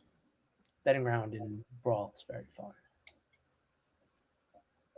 Do love the betting round. Always have loved the betting round. We'll go 5, 4, 3, 2, 1. Pens down. We will start with Boat. Diary of the Dead. And we will go to Joe. I'll let Land of the Dead again. Diary of the Dead is correct. So at the end of round number 4, the score is the same as it was coming in, just flipped. Boat's in the lead, 19-17. But anything that happens as we get into round number 5, which is the pick your poison round. And it works like this. You guys put together a big board of categories. You're going to go ahead and draft from those categories again here tonight. Once you take a category, your opponent cannot take said category. Once you each have 4 categories, you'll assign a 1, 2, 3, and 4 point value to them. We'll go until there's a mathematical elimination and a winner. Your categories on the big board tonight that you can choose from are Spirit of Adventure, Elementary, Wands, Wardrobes, and Rings, Oh My, We Are Family, MCU, Grab Bag Blitz, Space Odysseys, and Modern Masters. We're going to go ahead and let them pick. We'll be back in just a minute. All right, we are back. Our players have drafted their categories. We'll start with Joe. Since you were behind, what would you like for your 1-point question? Elementary. Elementary it is, as I find it here for you. There we are. Okay. Your 1-pointer in the category of elementary. What elementary film opens with 2 grisly murders at a movie theater, one in a bathroom and the other in front of the projector screen? Scream 2. That is correct for 1 point. What would you like for your 2-point question? Spirit of Adventure. Spirit of Adventure it is your 2-point question. Jason Fleming, Mads Mikkelsen, Gemma Arterton, and Ralph Fiennes provide supporting performances in what Spirit of Adventure film?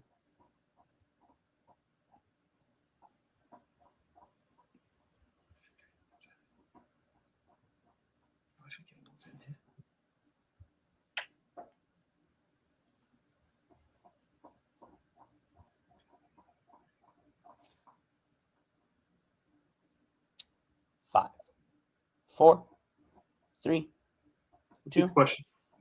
That is your first repeat. Jason Fleming, Mads Mikkelsen, Gemma Arterton, and Ralph Fiennes provide supporting performances in what Spirit of Adventure film?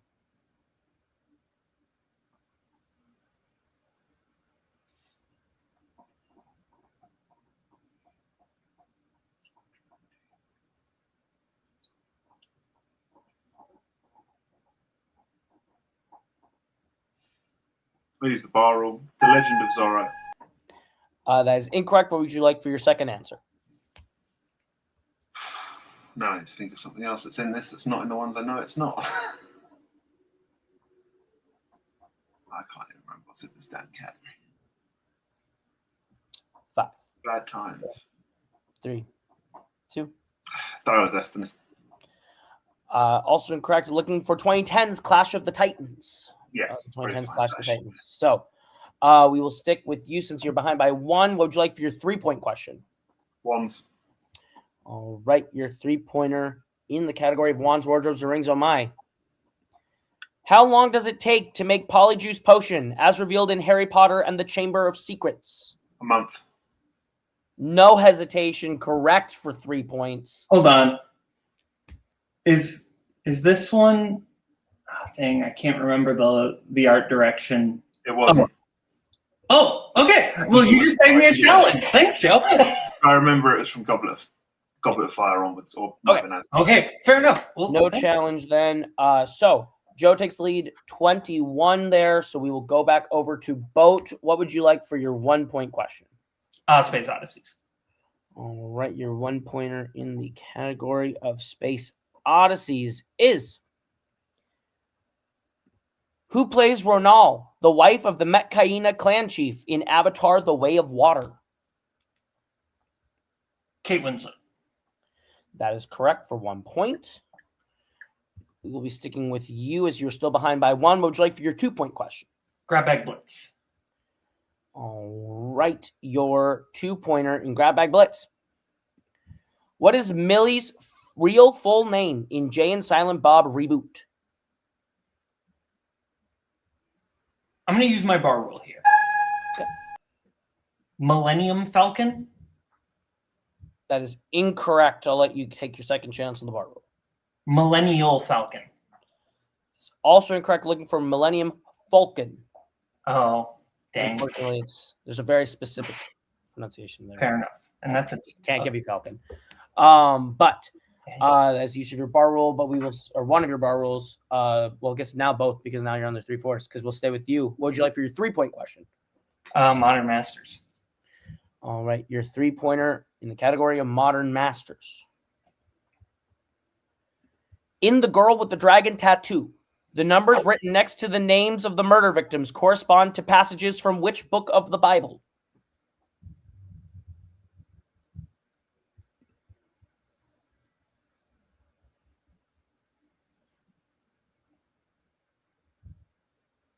Exodus. Very close, but unfortunately incorrect. Looking for Leviticus. Leviticus. So, should have been a situation where a bar rule might have been useful. True. So it comes down to this Boat. You're going to have to answer your 4, and We Are Family. If you hit, Joe's going to have to answer his 4 in MCU. If you miss, Joe will retain the title. Your 4-pointer in the category of We Are Family. When Mrs. Schenk is trying to get her family to leave after first meeting the Bakers, he says that her son Dylan has to go to what specifically? In what? In what film? Oh, sorry. Oh, I should have put that. In Cheaper by the Dozen. All right. Yeah, I'm not gonna drag it out. Chess lesson. That is correct for 4 points. All right. No matter what, Joe, this was a phenomenal match. This is the way to. We will go over to Joe for Joe's 4-pointer in the MCU. If Joe hits, he will retain the title. If he misses, Caleb Boatman will be the Blockbuster Brawl singles champion. Your question in the category of the MCU. How specifically does Andrew Garfield's Spider-Man prove to MJ and Ned that he's an arachnoid superhero in Spider-Man No Way Home?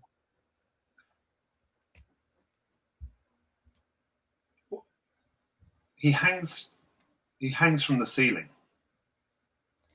And your winner, and still Blockbuster Brawl champion, Joe Fairley. The answer was crawl on the ceiling, hang on the ceiling, Boat.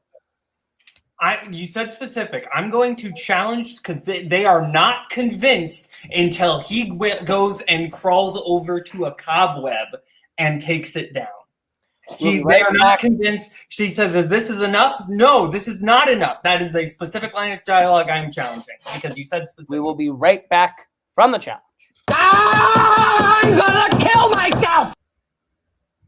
Okay, cool. It's back. It was telling me I couldn't return.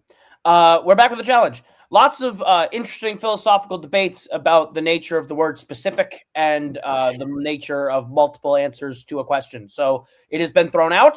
Joe's going to get a new 4-point question in the category of the MCU. If he hits, he will be the champion. If he misses, Caleb Boatman will be the champion. Your question in the MCU.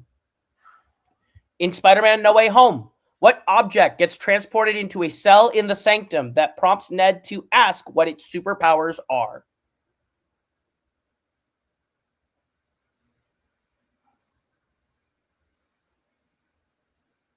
Ooh, that's significantly tougher.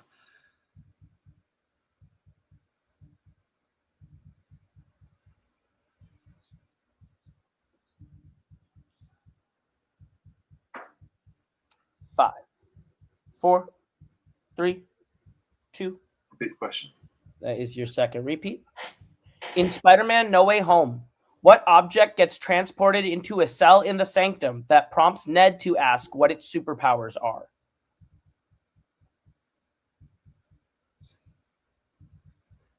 It has to be the Electro and Sandman.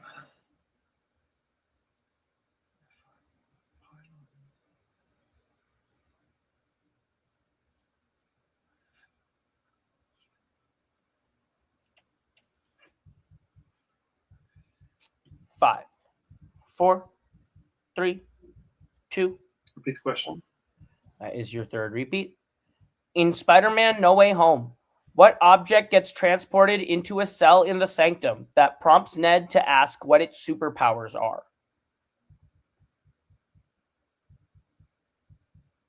It's just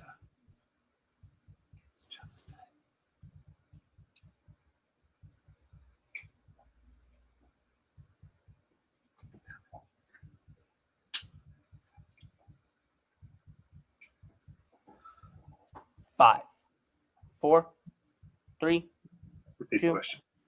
That is your final repeat. In Spider-Man No Way Home, what object gets transported into a cell in the sanctum that prompts Ned to ask what its superpowers are? You can have an idea where it would be in the film, but it's not. Nothing. I'm only up to Far From Home in my rewatch, which is disappointing. 5, 4, Street lamp. 2. And your winner and new Blockbuster Brawl singles champion, Caleb Boatman. The answer was a tree. It is a tree. It's just a tree, man. It's just a tree. We will start with Joe. We'll go to you first. A hell of a game. A really close back and forth game. And it just sort of came down to a sort of the mechanics of a challenge and the luck of a repeat question. How are you feeling about your performance today?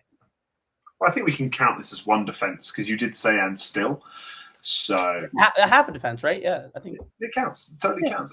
Yeah, I knew it was the Electro Sandman scene. But I was going, there's a pylon, there's some street lamps, there's some trees, and I just plumped for the wrong one. But that's how it goes. Like I said, I had taken a step back, but yeah, this was a great match. And this is just what people might think. Oh, there's a lot of misses in this match. You know, quite a few questions not hit, especially like around the betting round and all that. But look, this is what happens when a Titan meets a giant. Everything seems normal sized. It's fair. That's a good way to put that. Actually, I was like kind of like nodding along, listening. I'm like, you know what? That makes sense. No, I think you did really well. Especially like I know for you in Brawl, you're like, oh, I do this for fun. I'm like, and I want that to be the case for everyone. But you definitely have been a worthy champ already out the gate. The match with Jeremy's great. The match today is great. And I'm sure we will see you very soon again, right back in this position to play. When you do come back, is there anyone you are hoping to play for a shot at that belt? It was cute. Well, firstly, I did want to say just congratulate Boat because it was a great performance. 4 points down out of round 2. I think if I hit the Bishop question, I might probably go into sudden death, but those things happen. So congratulations, Boat. I think you played phenomenally. I think that depends on when we're looking at coming back. I mean, it's very likely that it could be either Act 5 of this year, Act 1 of next year. It would be one of the two, not set in stone, but definitely a possibility of you coming back this year still. Is there someone on the horizon that you're like, that's who I want to play? I'd like to play Eagle. That is potential. there's potential for you to play Igor one-on-one for sure. Yeah. Great performance. We will see you again very soon. And your winner, the second Blockbuster Brawl singles champion, Caleb Boatman. The challenge pays off at the end to kind of just honestly a gamble. It's a gamble to even make the challenge, and it paid off. I mean, it really wasn't a gamble because it was like, what did I have to lose? I mean, true. At that point, it was like, I'm not going to lose my challenge. That's true. But a strong performance, up at around 1, down at around 2, up at around, or down at around 3, up at around 4. Very back and forth game. Yeah. You kind of end up winning in the sort of marathon sort of sprint that this match was. How are you feeling about your performance right now? I mean, the feeling about the performance, I don't know. I mean, I knew if I was going to play Joe, if I was going to win, I had to play scrappy. And I had to play like a very like underneath game, for lack of a better word. I've always said, so there's a term in Survivor called like playing from the bottom, essentially, right?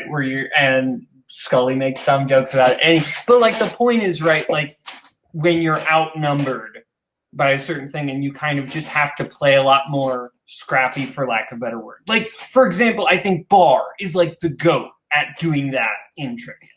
Like, genuinely, just nobody is better at just playing that very scrappy style. And I knew I had to play that kind of a game against Joe. And even then, I knew certain things were going to have to go my way. And honestly, the second that Joe spun his strength, I kind of thought I was done. And I just kind of kept in there. And I did a very risky strategy in what my round 2 strength was in hopes that it would pay off and how round 5 went. And it did exactly what I needed to. And that's basically what won me the game, that and the lucky challenge. Like that, it was a very scrappy game. I don't think this was like, I necessarily know more than Joe. I don't think I do. I think I played the scrappy game I needed to do to win. And, a lot of times the person who wins the match does not necessarily know more than the person who lost the match. And I think this was a case today. But it's cool that I won. This is something now that I can put on my trivia resume. So I guess that's something. I'm like, oh yeah, I won won a singles title in one of these micro leagues. That's wild. That is pretty cool. It's a really good game, I think, overall as well. Just the back and forth has been really good. You will be back. Obviously, you hold the belt. So you'll be back playing the winner of our Act 4 picture.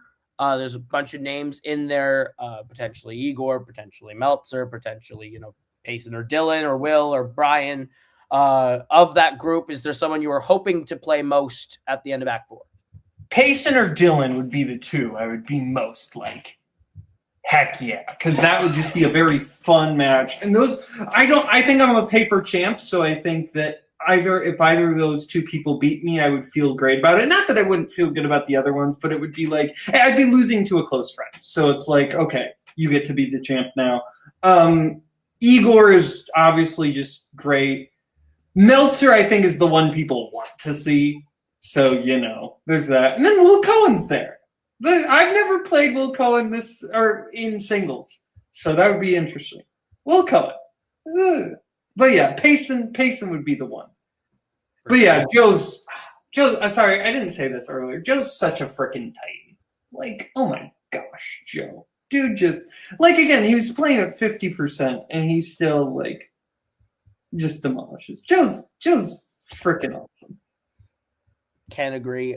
So we will see you in Act 4. Congratulations on the win. We will see you in Act 4.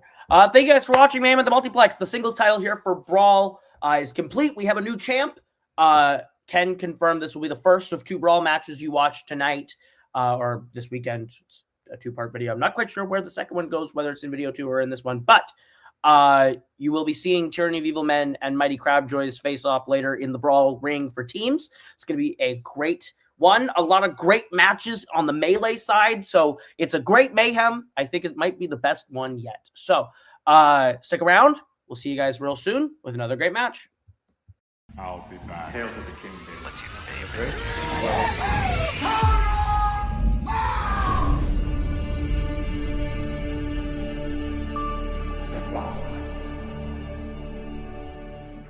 I'm gonna make him an offer again. Of all the gin joints and all the towns and all the world. Handle the truth. You can't fight in here. This is the Frankly, my dear, I don't give a damn. This is where the fun begins. Fasten your seatbelts. It's going to be a bumpy night. Welcome, everybody, back to Multiplex Movie Melee. I'm your host, Payson the Cinemaster Johnson, and we have an exciting match here at Mayhem at the Multiplex. 9, I believe, is the number we are currently at. We have Jake Meltzer in his second title defense of the event, taking on Cameron Redshaw. The same match that happened 4 years ago, where Jake got his second defense in his first reign against Redshaw. And Redshaw, a former Movie Melee singles champion, winner of the tournament, in, as far as I'm concerned, maybe the greatest tournament run like ever. If you look at the talent that he went up against, this is his first time playing for the belt, challenging for that title, for that singles title, ever since he lost it to Jeremy Adams.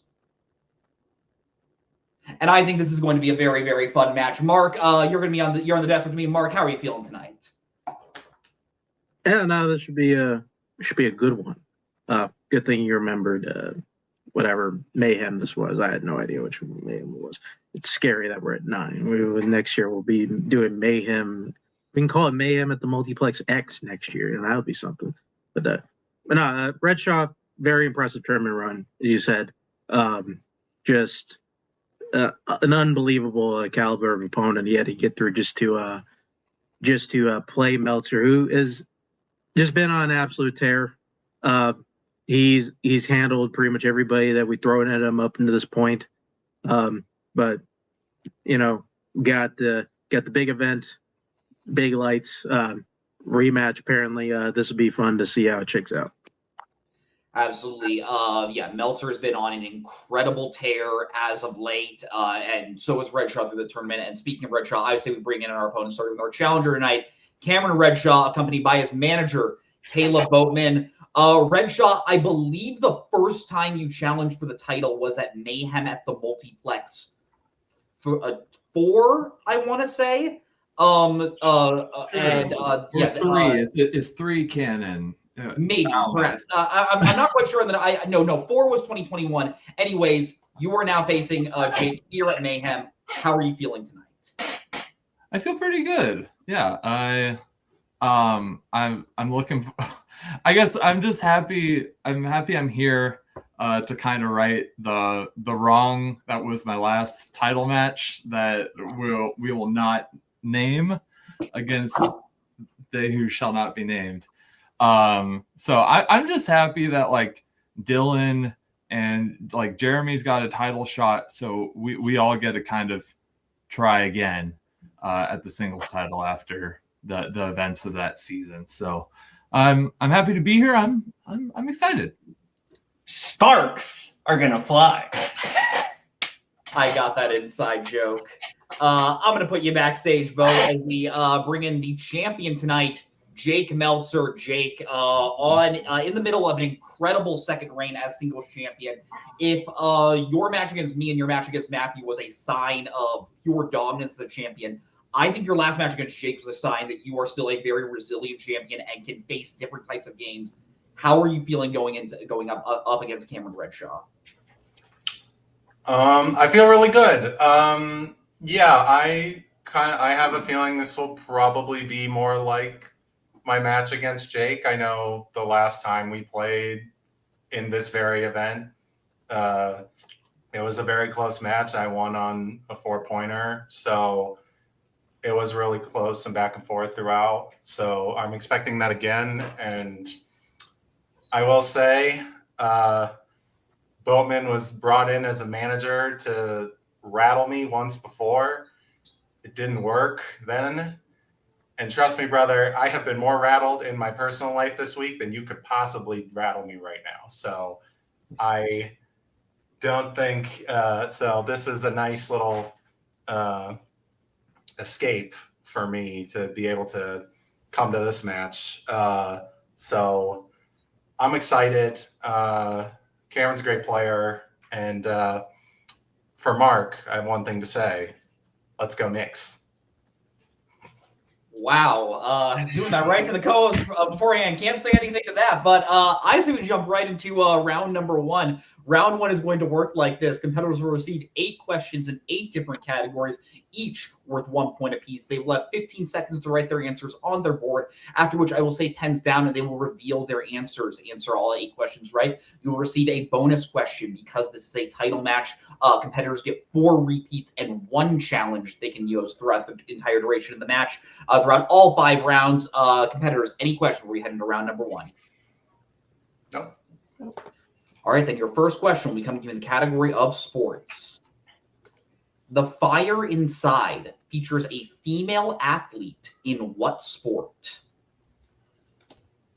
Yeah, it's been a minute since before the bell is even rung, a competitor just looks right at the host and just gives a big old middle finger. I will say this. There were so many matches in quick succession where he was talking about the Spurs. And I'm still bitter that Wemby was not ejected for his elbow on Naz Reid. So that's my I'm gonna change your 4-pointer to what is the name of my 2nd grade teacher? 5, 4, 3, 2, 1. Heads down. Red Shell will go to you. Is it boxing? We'll go to Jake. Boxing. Boxing is correct. Both players hitting that. On your next question, the category of the 1980s. Who has played the lead singer of a band called the Hong Kong Cavaliers and the titular character in a film directed by Paul Verhoeven, both in the 1980s? Both those released in the 1980s. Mark, I'm not sure if you played Super Smash Brothers. I feel like Wemby's kind of like when you hit the final smash and you become Giga Bowser and you just attack opponents just by walking. I mean, felt like that for a large portion of the playoffs in the end until understandable. 5. Repeat 4. The question, please. All right, that is Jake's first repeat. Mark, whenever you're ready. Yeah, question again. Who has played the lead singer of a band called the Hong Kong Cavaliers and the titular character in a film directed by Paul Verhoeven, both in the 1980s? Both films released in the 1980s. Mark, can you give me your impression of what you think music by the Hong Kong Cavaliers would sound like? I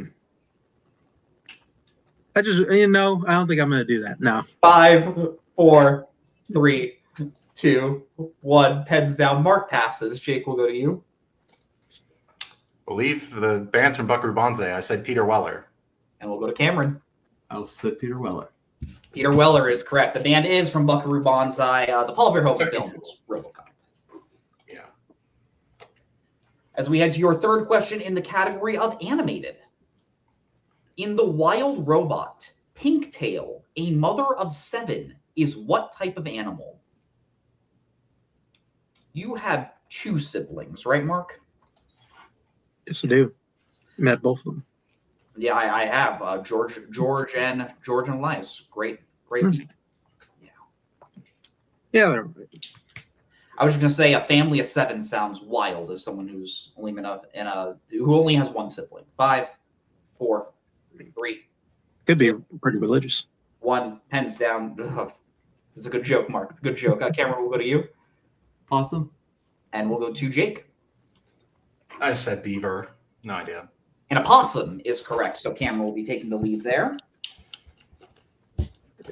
So then, going to your next question, category of Oscars. What is the only film to be released in the 70s to win Best Picture, but not win Best Director? Were either of your parents born in the 70s? I don't think they were, but no. Okay. No, they're both my parents. Yeah. Both my parents in the 60s. Look at that. 5, 4. Old bastards. 3, 2, 1. Pens down. Jake, we'll go to you. Said The Godfather. We'll go to Cameron. The Godfather. The Godfather is correct. Both players hitting that. Damn that Bob Fosse. As we head to your 5th question in the category of horror. A man's wife and children turn into monsters when he breaks a promise in what horror anthology film? Wow. Don't you hate it when this happens to you, Mark? Yeah, it really stung the 3rd time it came around. I was like, you would have felt after the 2nd. Who would have saw it coming? Yeah, yeah, come on, buddy. This is on you. 5, 4, 3, 2, 1. Pens down. Red Shell will go to you. I don't even know if this is an anthology. I said Wreck. And we will go to Cameron. We'll go to Jake. I know it's wrong, but I said Creepshow. Couldn't think of anything in time. Both incorrect. We're looking for Tales from the Dark Side, the movie. We also would have just accepted Tales from the Dark Side. Yeah. Next question. Comes in the category of family. In My Spy, JJ is going after criminals from what country? My brother has the initials of JJ. No. You might get along with him because you also have alliterative initials. That's pretty cool. Well, guess we'd have other things common. Yeah. It's not Jay Jonah, is it? He's not after some masked vigilante his whole life, is he? No, but I will say he was a Phoenix Suns fan in the mid-2000s, so he does have a little bit of a hatred for the Spurs. 5, 4, Well, 3, sucks 2, to be him. 1. Pens down. It does. Jake will go to you. I just guessed they're in Europe somewhere. I said Italy. And we'll go to Cameron. I said Russia. Russia is correct, so Cameron extending the lead there. I don't know. As we head to your penultimate question in the category of the 2000s. In Big Fish, it is revealed that Amos, played by Danny DeVito, is what type of creature? Amos? A-M-O-S, I should say. I don't know if it was spelled A-M-U-S, if the competitors would have been very thrown by that. When I say the name Amos, I think of Cedric Diggory's father in Harry Potter. Oh, you don't think of the cookies? Ooh, famous Amos. Yeah, good stuff. 5, 4, 3, 2, 1. Pens down. Not a great type of cookie, if I'm being honest. Cameron will go to you. Werewolf. And we'll go to Jake. It's 50-50. I said vampire. Werewolf is correct, so Cameron extended the lead there. Should have guessed because he's very hairy. And your last question, round number 1, comes in the category of romantic comedies. Who directed The Philadelphia Story? Philadelphia seems like a wild city.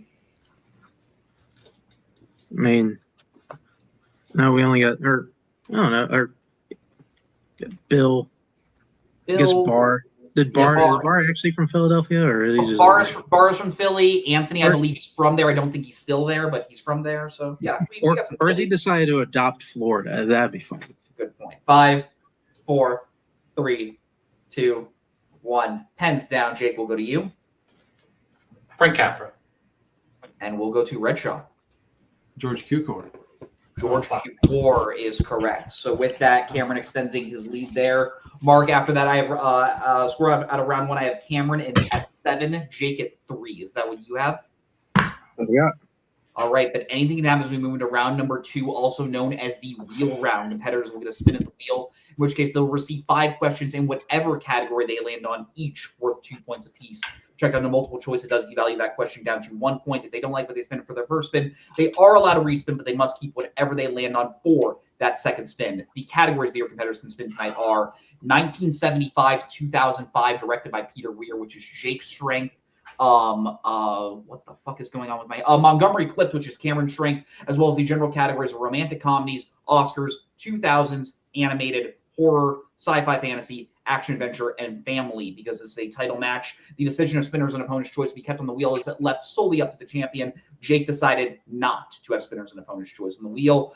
Cameron, because you are in the lead, we're going to bring in your manager vote. Would you like to spin first or defer? Doing great. Going to stick with the game plan and go first? I think so. Yeah, Okay. Go first. All right, going first. Cameron, this will be your first spin. And you land on the category of horror. Would you like to keep that or spin again? Spin again. Spin again, yeah. Yeah. All right, then you must keep whatever you land on here, Cameron.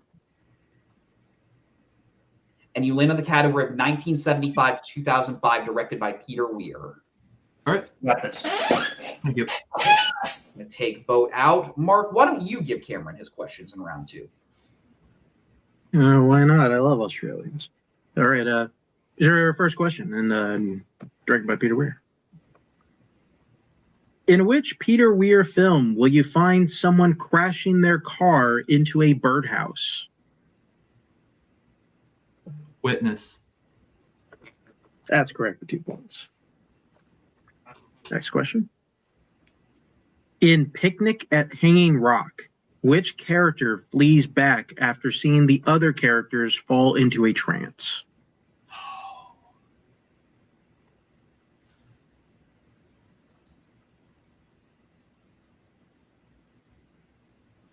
I'll take multiple choice, please.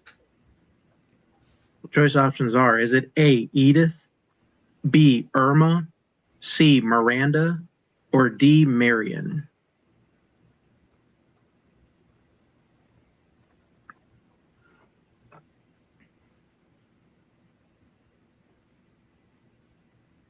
Five, four. I'll take a repeat. As your first full repeat? Oh, repeat the option. Sorry. Okay. Go. Your options again, is it A, Edith, B, Irma, C, Miranda, or D, Marion? I'm going to give you a little quicker count here. Sorry. Yeah. Yeah. I'll go Edith. That is correct for 1 point. Right, your next question. In The Last Wave, what kind of creatures are on the ground after one of the rainstorms? Frogs. That is correct for 2 points.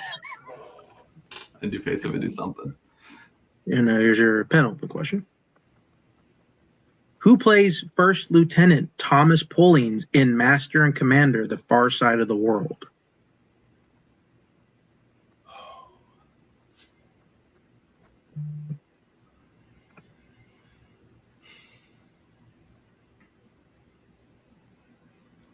Five, four. I'll go multiple choice. Multiple choice options are, is it A, Billy Boyd, B, Paul Bettany, C, Benedict Cumberbatch, or D, James Darcy?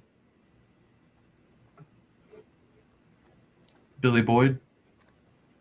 That is incorrect. Going to Meltzer for the 1 point steal. Is it A, Billy Boyd, B, Paul Bettany, C, Benedict Cumberbatch, or D, James Darcy? James Darcy. That is correct for the 1 point steal. Great fucking movie, if I do say so myself. Amazing movie. Amazing. All right. And Retro is your last question in Peter Weir. At the end of Fearless, Max has an allergic reaction to what type of food? Strawberry. That is correct for another 2 points. All right, so Mark, after that, I have Cameron getting a score up to 14, but Jake with that steal getting his score up to 4. Is that what you have? What I got? All right, then we'll bring the wheel back in for Jake's spins. Jake, your first spin is in. You land on the category of romantic comedies. Would you like to keep that or spin again?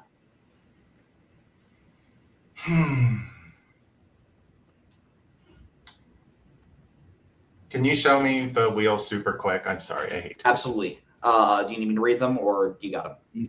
No, I see it. Yeah, there are certain categories I think most people know that I want to avoid. So, well, yeah, you know what? Well, I'm down 10. You know what? I have to shoot. So if I go down, I go down in flames. And everyone's All right. happy. Let's go. Spinning again. Then this your second spin is in, Jake. You must keep whatever you land on here. Mm-hmm. And you land on the category of family. All right. All right, going to take the wheel out. I will be giving you your questions, Jake, in the category of family. Are you prepared? Mm-hmm. All right, your first question. What 2010s family film features a main character who only has a family photograph and a magic 8-ball to remember his recently deceased parents? Multiple choice, please. All right, your multiple choice options. Is it A, Dolphin Tale, B, Journey to the Mysterious Island, C, Tooth Fairy, or D, The House with a Clock in Its Walls?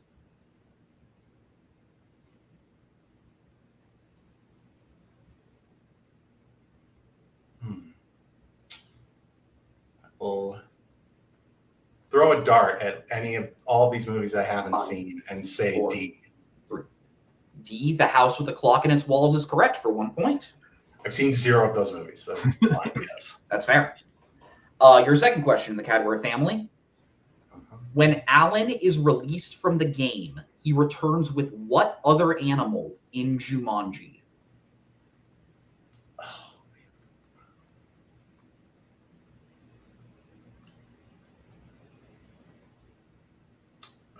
don't want to get this wrong.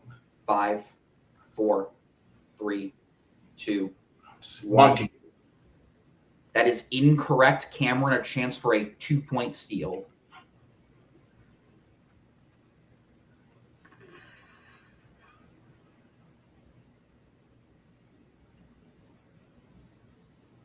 Rhinoceros? 4. That is also incorrect. We were looking for a lion. Oh, that's right. Lion's what we're looking for, yes. Your third question, Jake, in the category of family. Who voices Aragorn in 1978's The Lord of the Rings?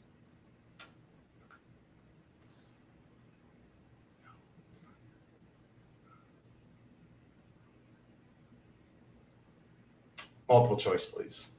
All right, your multiple choice options. Is it A, Jeff Bridges, B, John Hurt, C, Robert Redford, or D, Robert Forster? Damn it, I should have shot John Hurt. John Hurt is correct for 1 point. It's like him or Anthony Daniels. Yeah, that's fair. Your penultimate question in the category of family. What is the superhero name of Will's mother in Sky High? Do you need like her first and last name, or can I just say like? I just need her superhero name. Okay, Jetstream. That is correct for 2 points. Okay, because he goes by like Josie Jetstream, so I wasn't sure. Yeah. Okay. And your final question in the category of family. Who directed Short Circuit?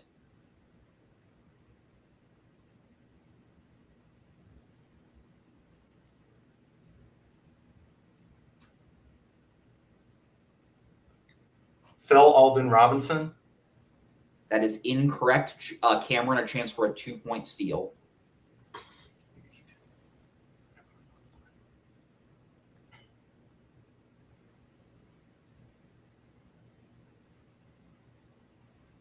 Five, four. I'm gonna say Joe Dante. That is also incorrect. We were looking for John Badham. Okay.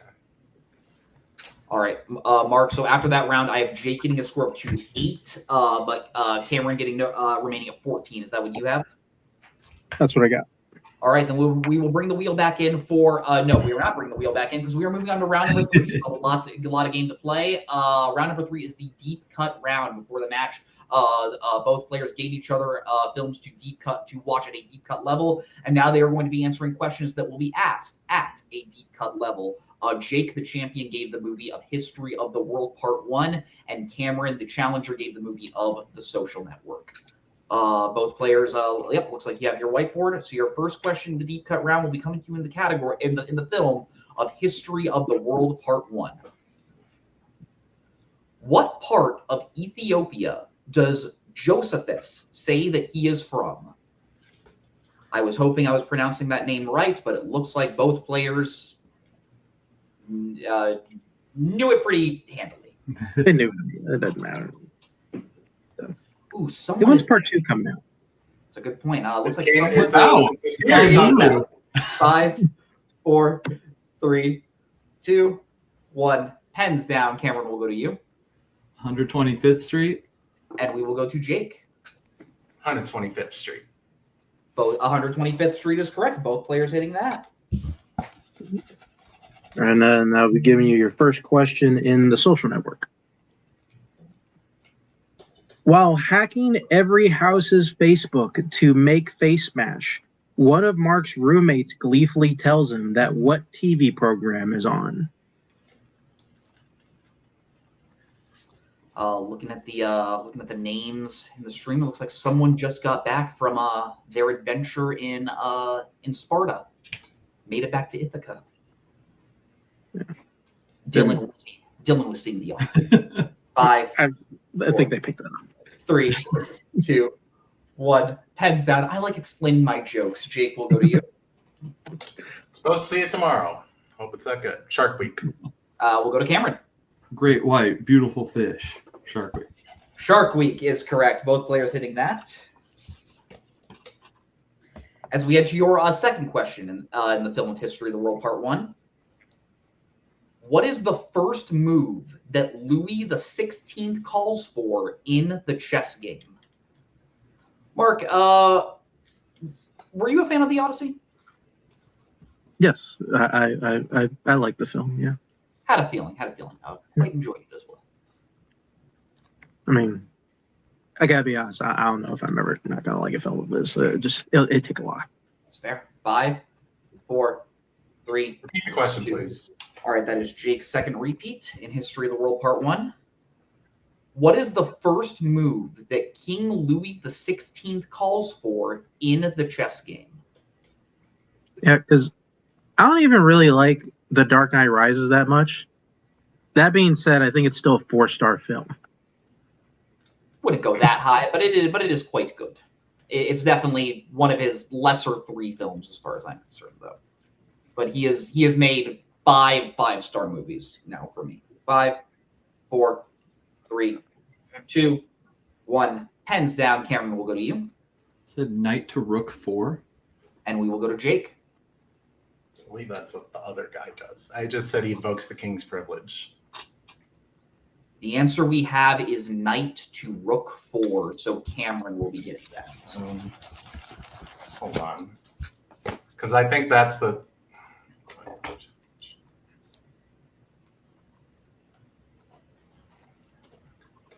Yeah, I believe that's the move his opponent makes first. So, and I'm probably not going to have anywhere else to use it. If I'm blind wrong, then that's my bad. So I will challenge that it's what the Pop and Jay's opponent does, not what he does. We'll be right back after this challenge. Is that a challenge? All right, we just looked up the scene. The first move that King Louis XVI does do is knight to rook 4, so unfortunately Jake does lose this challenge. Cameron will keep his points. The score is 20-12 going to the last deep cut question. Mark, whenever you're ready. Yeah, your second question in the social network. During the settlement hearings, Eduardo reveals that Mark used Facebook to cheat on his final. That was on what specifically? This movie rules. Yeah, I should rewatch it again. Yeah. It's been a while. Probably my favorite from both the director and the screenwriter. So. Sure. Yeah, that makes sense. I get it. 5, 4, 3, 2, 1. Pens down. Vote is giving me the thumbs up that he agrees. Jake will go to you. Post-war and contemporary art. And we'll go to Jake. We'll go to Cameron. Oh, shoot. I said contemporary art and history. Post-war and contemporary art is what we have. So Jake will be getting that, getting those points back. Mark, after that round, I have Cameron in the lead still with 20, Jake at 14. Is that what you have? Yep. All right, but we keep the game moving along as we go into round number 4, also known as the betting round. Competitors are going to receive five questions in 5 different categories, each one at a time. Once they hear the category, they will have the option to bet 0 to 2 points on that question. If they get the question right, they gain those points. They miss the question, they lose those points. The first category that you can bet points on is sci-fi fantasy.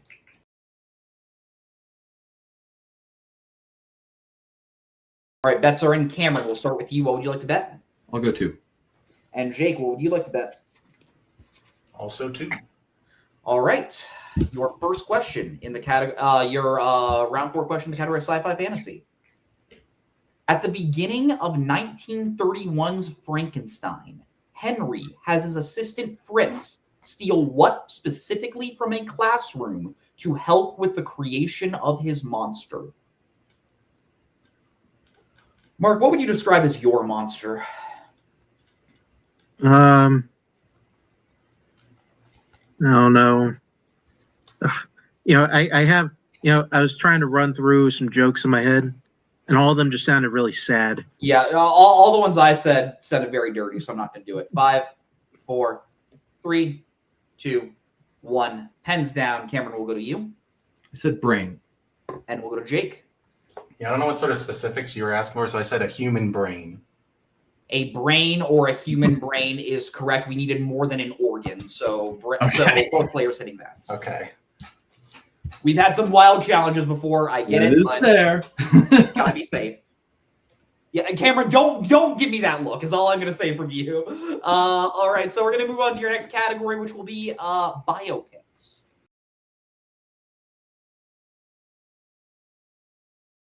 Bets are in. Jake, we'll start with you this time. How much are you betting? 2. And Cameron? I'll go 2. All right, Mark, whenever you're ready. All right. Question in biopics. In Schindler's List, Oscar Schindler runs a factory that makes what? Mark, if you were to ask me what are the coolest names in the world, I think Oscar with a K would be up there. But obviously, you think it takes away 2, 3 aura points? Oscar with a C, not quite as cool. I realized what I just did. That genuinely wasn't intentional, but there, you got me, everyone. No. Okay. 5, 4, 3, Repeat. 2. All right, that is Cameron's first repeat. Question again in biopics. In Schindler's List, Oscar Schindler runs a factory that makes what? It's a beautiful film. Very hard to watch, obviously, but beautiful movie. That's obviously. Yeah. Just, Raging cold takes is all I'm going to say. Just 5, 4, 3, 2, 1. Pens down. Jake, we will go to you. See how about a Jew I am? Guns. We'll go to Cameron. I just said metal products. I am not going to be accepting either. The answer we had is ammunition. Can I bring boat in? Sure. Yeah. Because I know they make shell casings, but I thought they made shackles and other pots and stuff. I'm not entirely confident. I should have been pulling a Kaiser. I'm sorry. No, you're good. It's definitely weapons related. I should have just said shell casings. I think I'll just drop it. Yeah, I would say let's not use a challenge and just. I think where this is good for. But also we could be dicks because they didn't say specific.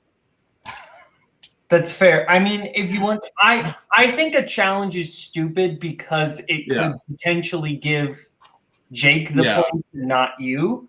So I think both losing points. Let's just. Yeah, I'll leave it. I should have just said shell casings. That's my bad. No, you're good. No worries. No challenge. Then we are going to move on. Mark, after that, I have the score back to 20 to 14. Is that what you have? Yeah. All right. Then your next category you can bet points on is music.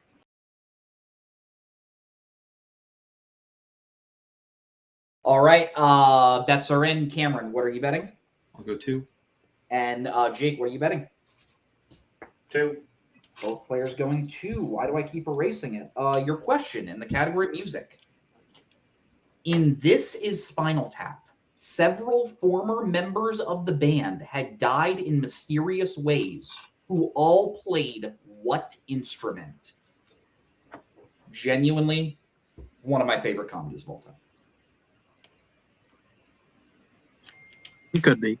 Few movies make me stupid laugh the way this movie does. I'm very much on its way. 5, 4, 3, 2, 1. Hands down, Cameron will go to you. Drums. And we'll go to Jake. Drums. Drums is correct. Both players hitting that, making the score 22-16. As we head to your penultimate question in round 4 in the category of musicals.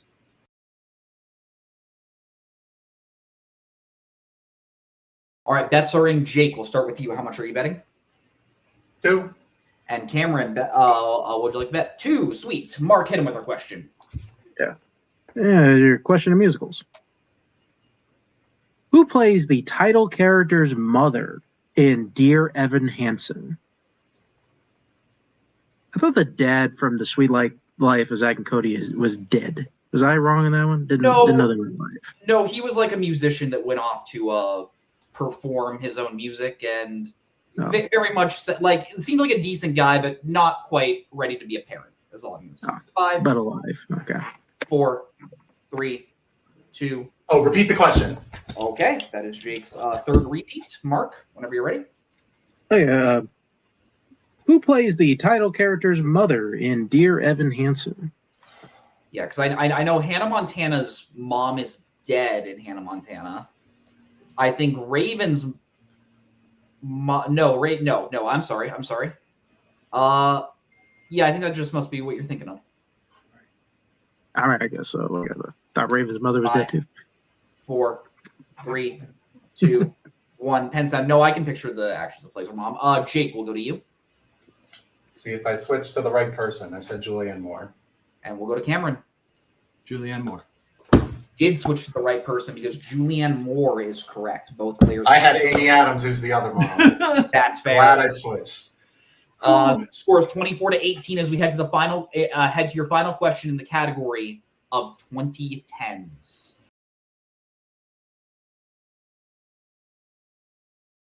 All right, bets are in. We're going to start with Cameron. Cameron, how much are you betting? 2. And Jake? Also 2. All right. Great.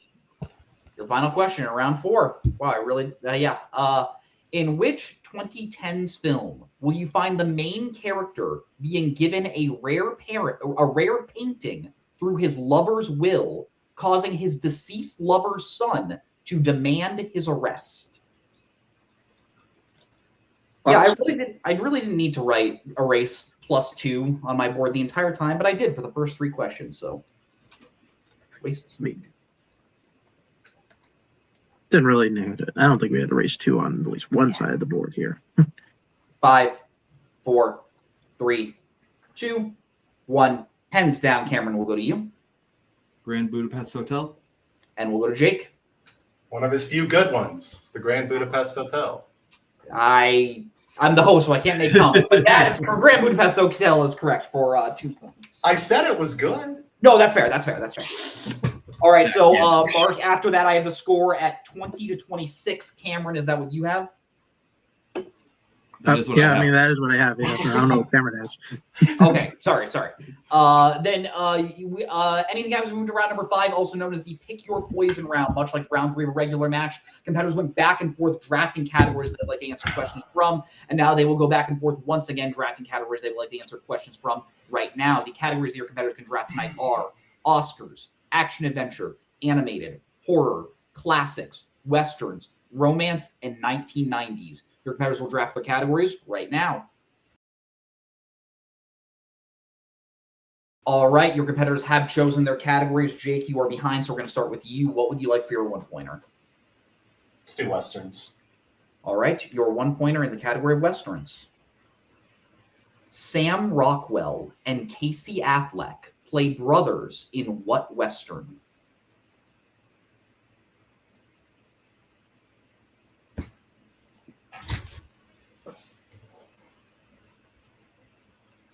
What?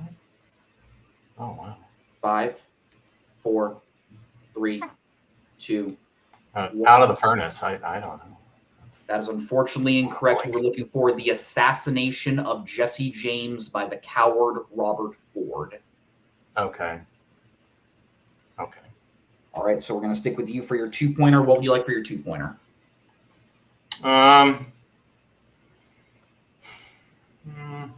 I'll do classics for 2. All right, your 2-pointer in the category of classics. Gone with the Wind takes place primarily in what southern U.S. state? Believe it's Georgia. Sweet Georgia. That is correct for 2 points. All right, we're going to stick with you. What would you like for your 3-pointer? I'll take horror now. All right, your 3-pointer in the category of horror. In 1988's The Blob, Paul and Meg witnessed the first victim of the blob die at what type of location?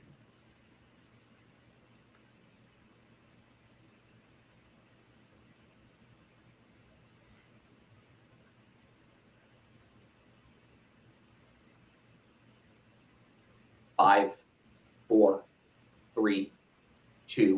Movie theater? That is unfortunately incorrect. We were looking for a hospital. Okay. Hospital is what we had. All right, so it does all come down to this. Jake must hit his 4-pointer in action adventure to stay in the game. If he hits it, he sends the game back over to Cameron to answer some questions. If he misses it, Cameron wins the game by TKO and is your new movie melee champion. Jake, your 4-pointer in the category of action adventure. What is the call sign of Monica Barbaro's character in Top Gun Maverick? One more repeat. One more repeat. Yes, sorry.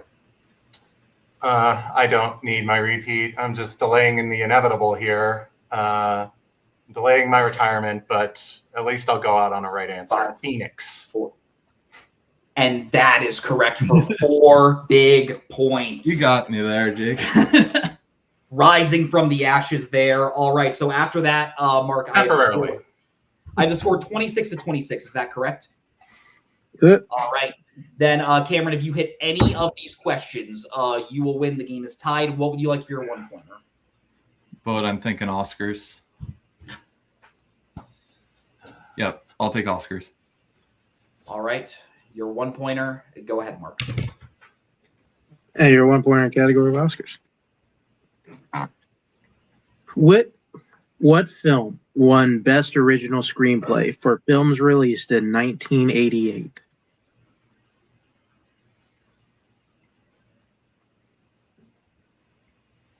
Rain Man. And your winner and new Multiplex Movie Melee champion, Cameron Redshaw. Rain Man is correct for 1 point.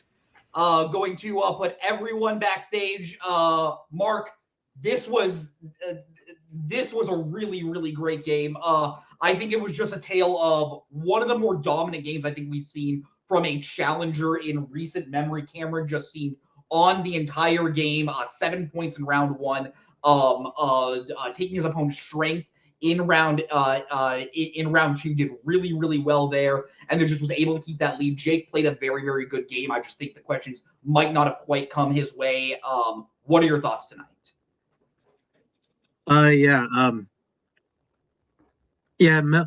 This is kind of one of the first times I think we've kind of seen Meltzer be kind of on his heels for most of the game, and I mean Redshaw, I think did exactly what he had to do, kind of after separating in round 1 in 7-3 early on, like Redshaw just kind of kept putting his foot on the gas, kept shooting right for Peter Weir.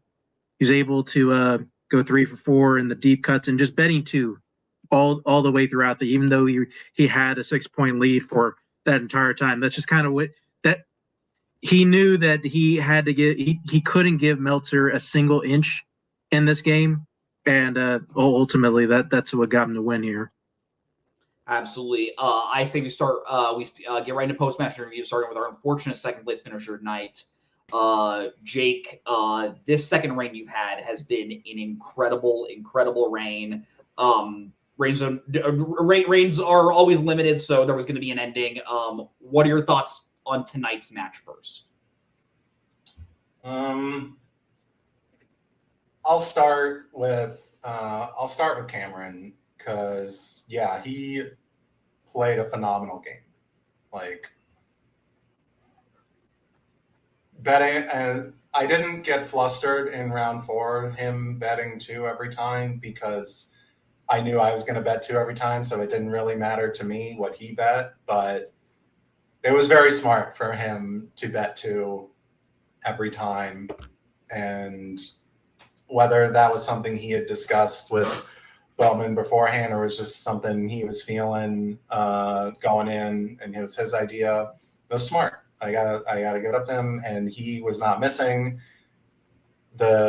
It's clear why there was no letterboxed activity from him for the last few weeks. That strategy, I'm not a huge fan of that because there's no spinners and opponent's choice, so who cares what you watch? But as soon as like I saw they got it and the reaction was like, oh, okay, he prepared. We'll see how well he did, and he did well. And I didn't get a category that I needed to make more of a dent. And I'll just say, like, this was a very uncharacteristic game for me in that I second guessed myself on multiple answers. I gave 4 points away because I knew Knight to Rook 4 was in there. I just second guessed myself. And then on Schindler's List, I had munitions written down. I'm not sure if that would have been accepted, but then on the repeat, I changed it to guns. So I feel like that's points I just gave away. And obviously that mattered in the end. And I know that, and then just to address kind of the elephant in the room, I made my declaration in my first title match that when I lost, that would be the end for me in Movie Melee, and that has not changed. My life has gotten to a point where I'm about to be a lot busier and have a lot less time to do this, and that's a good thing. I mean, I'm like, it's not that I don't think I've outgrown this, because I do love trivia, and I've stuck around as long because I love the game. There have been outside things outside of the game itself that have rubbed me the wrong way and have frustrated me from the time I joined up to now. And I don't need to say them out loud because I think pretty much everybody knows. All I'll say is it's fitting that I went on an Oscars question. So yeah, but that doesn't take away from how much this league, this game has given me. It came along at a time when I think a lot of us really needed it. I mean, I started playing in 2020, and I didn't have much else in my life at that point. And this was a safe haven. And I've always been grateful, even as my life has changed dramatically since I started. And I'm proud of this chapter of my life. I can go out with my head held high because I accomplished everything I could have ever possibly accomplished and more. So I'm glad I lost to a classy champion like Cameron. He's a great player. I hope he keeps that belt at least one more time. And yeah, thanks for everything, everyone. And yeah, goodbye. Jake, you are one of the greatest players to ever play this game. It has been an absolute honor sharing the ring with you, both hosting matches and playing against you. You will be dearly missed. I'm going to be putting you backstage as we talk with our winner tonight and new movie Melee champion, two-time champion, Cameron Redshaw. Cameron, like I said, this was one of the more dominant games I think I've ever seen from a challenger. I think genuinely I would say one of the more dominant games I think I've ever seen from you as a player, and you have had many incredible games. How are you feeling right now? I mean, I feel really good. I could like waft over my mistakes because I was right close to writing shell casings and the social network question, but I'm just gonna get that out of the way because I'm elated right now. First things first, Jake Meltzer is one of the greatest movie Melee players to ever play, and this year might be like some of the best I've ever seen him play.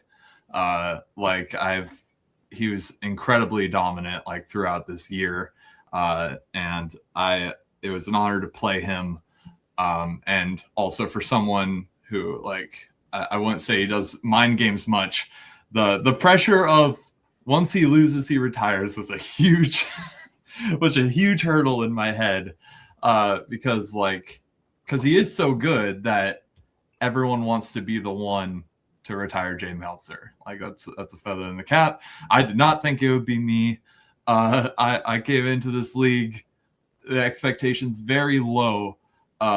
In 2020, like Jake said, it was kind of out of necessity. My college friends were moving away. I needed community.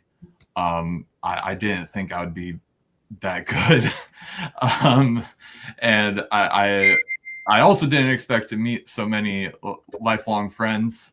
And this game, it means a lot. It's a silly little online trivia game, but it means an incredible amount.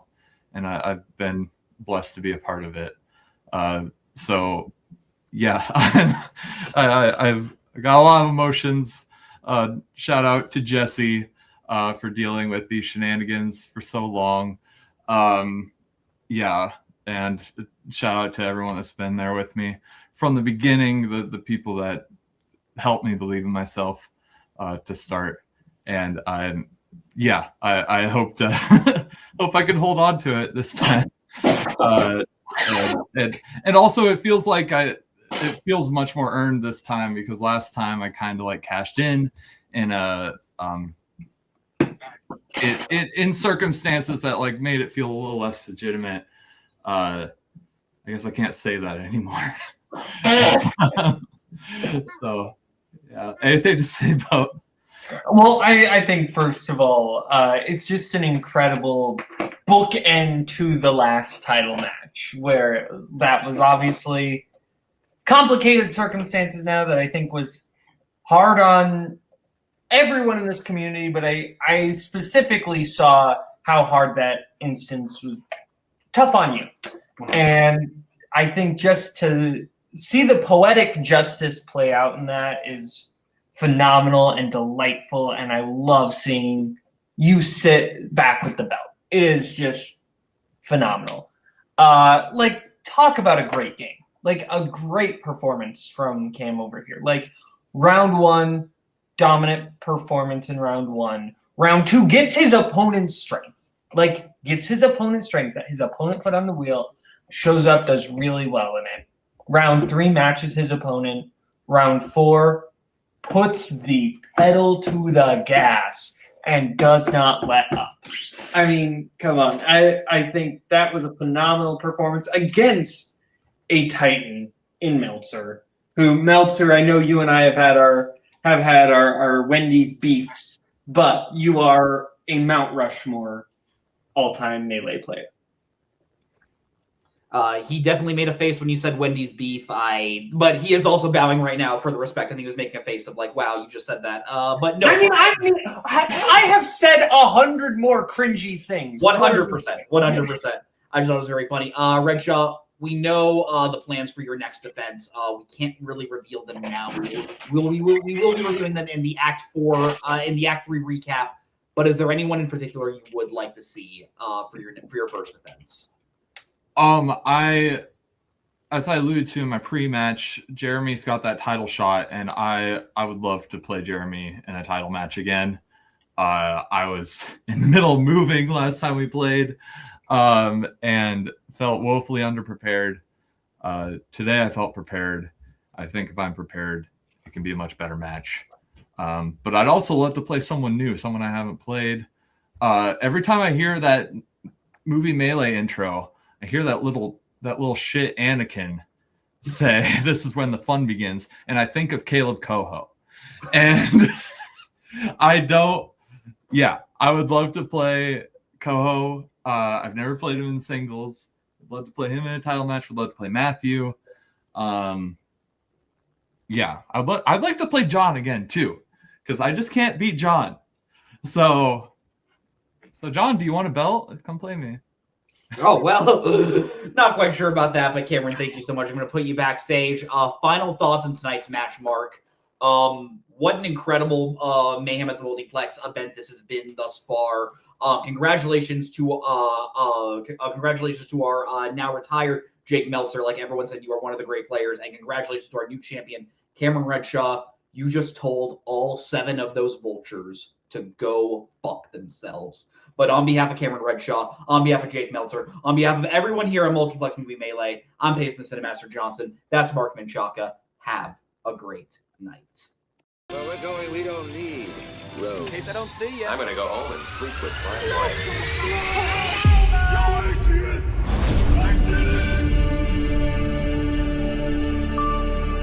I think this is the beginning of a beautiful friendship.